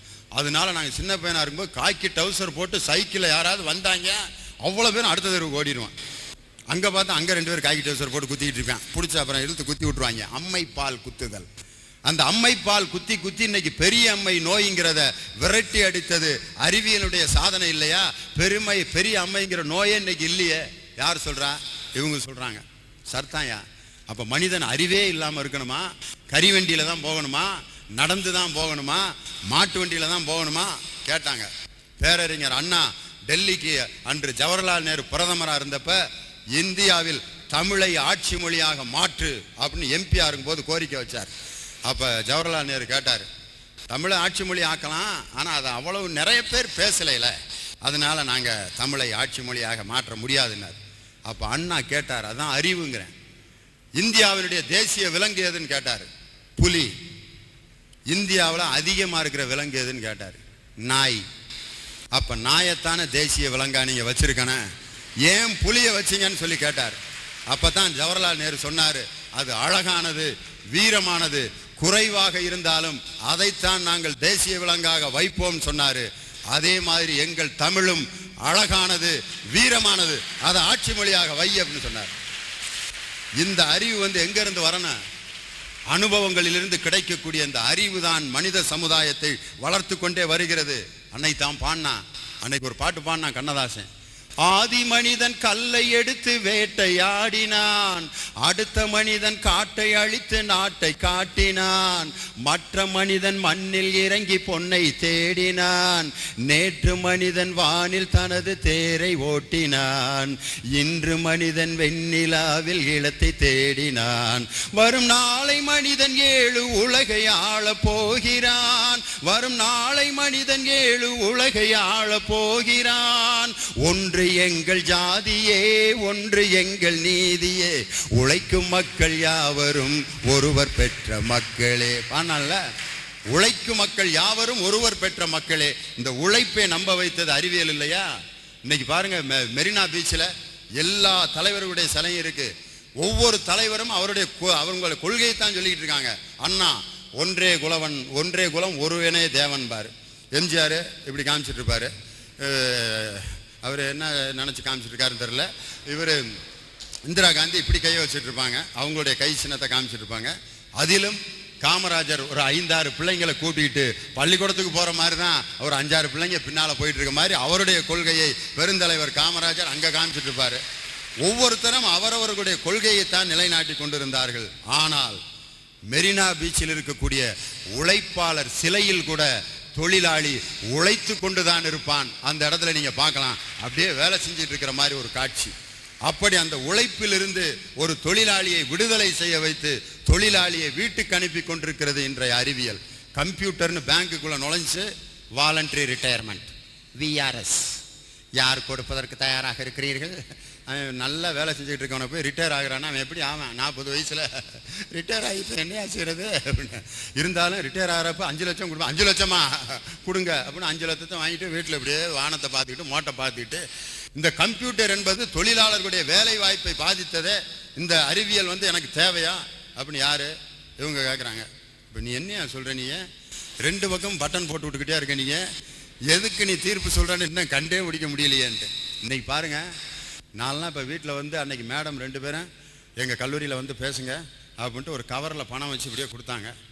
நான் உடனே பயந்துட்டேன். எதுவும் கேமரா எதுவும் கொண்டு வந்திருக்கீங்களா மேடம்? பயமாக இருக்குது. ஏன்னா கையில் பணம் வாங்கவே பயமாக இருக்குது. ஏன்னா ஒருத்தர் வாங்கி அதை எப்படி தான் எடுத்தாங்கன்னு தெரில. டாலராக கொடுக்குறீர்களா அப்படின்னு dehalka.com மாட்டிட்டார்ல ஐயா. இன்னைக்கு அறிவியல்ங்கிறது என்ன நிலைமைக்கு ஆளாயிருச்சு அப்படின்னு சொன்னால், அது உண்மையா பொய்யா, அவர் தவறு செய்தாரா தவறு செய்யவில்லையா, அந்த ஆராய்ச்சிக்குள்ள நான் போகலை. ஆனால் இன்னைக்கு ஒரு மனிதன் தவறு செய்வதை கூட நுட்பமாக கண்டுபிடிக்கக்கூடிய கருவி இன்னைக்கு அறிவியல் படித்த மிகப்பெரிய சாதனை இல்லையா? அந்த சாதனையை ஏன் பாராட்ட தவறுறீங்க அப்படின்னு சொல்லி கேட்டாங்க. ஒரே ஒரு செய்தி. 5 ஆண்டுகளுக்கு முன்னால் எங்கள் பள்ளியில் மாணவர்கள் சேர்க்கை நடந்துக்கிட்டு இருக்கும் பொழுது ஒரு பையனுடைய பேரை எங்கள் தலைமை ஆசிரியர் கேட்டார். பேர் என்னன்னு கேட்டதுக்கு ரஹீம் சிவகுமார்னு பேர் சொன்னான். ரஹீம் சிவகுமாரா? இப்படி ஒரு பேர் வைக்கிறதுக்கு வாய்ப்பே இல்லையே, எப்படின்னு கேட்டாங்க. உடனே எங்கள் அப்பாவை தான் கேட்கணும், எனக்கு தெரியாது. அவங்க அப்பாவை கூப்பிட்டு கேட்டோன்னே, என்னங்க உங்கள் பையனுக்கு ரஹீம் சிவகுமார்னு பேர் வச்சிருக்கீங்க? அப்போ தான் அந்த அப்பா 2 சொட்டு கண்ணீரை விட்டுட்டு அவன் பிறந்தப்ப நடந்த அந்த விவரத்தை சொன்னார். என் மனைவியை நான் நிறைமாத கர்ப்பிணியை ஆஸ்பத்திரியில் சேர்த்துருந்தேன். அவள் அப்போ ரொம்ப அனீமிக்காக இருந்ததுனால அவளுக்கு 2 பாட்டில் ரத்தம் கொடுத்தா தான் உன் குழந்தை பிறக்கும், இல்லாட்டி தாயும் குழந்தையும் இறந்து விடுவார்கள்னு சொன்னாங்க. நான் என்ன செய்கிறேன்னு தெரில, ரொம்ப வறுமையில் இருந்தேன். ஒரு கடைக்கிட்ட நின்று 2 பாட்டில் ஏபி பாசிட்டிவ் ரத்தம் வேணும், என்னுடைய என்ன செய்கிறேன்னு தெரியல, என் பிள்ளையை காப்பாற்றினேன், என்னுடைய மனைவியை காப்பாற்றினேன், கண் கலங்கி நின்றுட்டு இருந்தேன். ரத்தமே கிடைக்கிறதுக்கு வாய்ப்பே இல்லை. சைக்கிள் எடுத்துக்கிட்டு ஒவ்வொரு கிளப்புக்காக அலைஞ்சேன், ரத்த வங்கிகளுக்கு அலைஞ்சேன், கல்லூரிகளுக்கு அலைஞ்சேன். அந்த நேரத்தில் யாருமே கொடுக்க முன் வரல. சாயந்தரமாக அழுதுகிட்டே ஆஸ்பத்திரிக்குள்ளே நுழைஞ்சேன். என் மனைவி டெலிவரி ஆகி அழகான ஆண் குழந்தையை பெற்று சந்தோஷமாக இருந்தால். டாக்டரை கூப்பிட்டு கேட்டேன், என்னங்க உங்களுக்கு தெரியாமையே ஒருத்தர் ரத்தம் கொடுத்துட்டு போயிருக்காருங்க. நீங்கள் இந்து மதத்தை சேர்ந்தவர், ரத்தம் கொடுத்தவர் ஒரு இஸ்லாமிய மதத்தை சேர்ந்தவர், அவர் கொடுத்தா நீங்கள் ஏற்றுக்கிற மாட்டீங்கன்னு சொல்லி யாருக்கும் தெரியாமல் அவர் ரத்தம் கொடுத்து விட்டு போனார். யாருன்னு தயவுசெய்து அவர்கிட்ட சொல்லிடாதீங்கன்னு சொன்னார். யாருன்னு தயவுசெய்து சொல்லுங்கள், அவரை நான் பார்க்கணும். நீங்கள் எந்த கடைக்கிட்ட நின்று வேதனையோடு பேசி கொண்டிருந்தீர்களோ அந்த கடைக்கிட்ட கறிக்கடை வைத்திருந்த ரஹீம் பாய் தான் இதை கேட்டுட்டு, நான் போய் ரத்தம் கொடுக்குறேன், என்னுடைய ரத்தம் ஏபி பாசிட்டிவ்னு சொல்லி அந்த ரத்தத்தை அந்த பெண்ணுக்கு கொடுத்து அந்த ரஹீம் பாய் அந்த 2 உயிர்களை காப்பாற்றினான். அந்த 2 உயிர்கள் காப்பாற்றப்பட்ட அந்த ரஹீம் பாயினுடைய பெயரை முதலில் வைத்து என் தந்தையினுடைய பெயர் சிவசாமியை நான் பின்னால் வைப்பேன் சொல்லி என்னுடைய மகனுக்கு நான் ரஹீம் சிவகுமார்னு பெயர் வச்சேன்னு சொல்லி சொன்னார். ஆனால் இந்த அறிவியல் என்பது ஒரு ரத்தத்தை இன்னொருவருக்கு ஏற்ற முடியும், அது என்ன குரூப் என்பதை கண்டுபிடித்ததால் தான் ஒரு இந்து உடலில் ஒரு இஸ்லாமியனுடைய ரத்தம் செல்கிறது. ஒரு இஸ்லாமியருடைய சிறுமியினுடைய இதயத்தில் இந்து இதயம் என்று பாகிஸ்தானிலே வாழ்ந்து கொண்டிருக்கிறது என்பதையெல்லாம் இன்று பார்க்கும்போது மதத்தை இணைப்பது, ஜாதியை இணைப்பது, மக்களை ஒன்றுபடுத்துவது, அதுதான் இந்த அறிவியலுடைய நோக்கமாக இருக்க முடியும். அறிவியல் தான் ஒரு மனிதனை ஒன்று சேர்க்க முடியும்.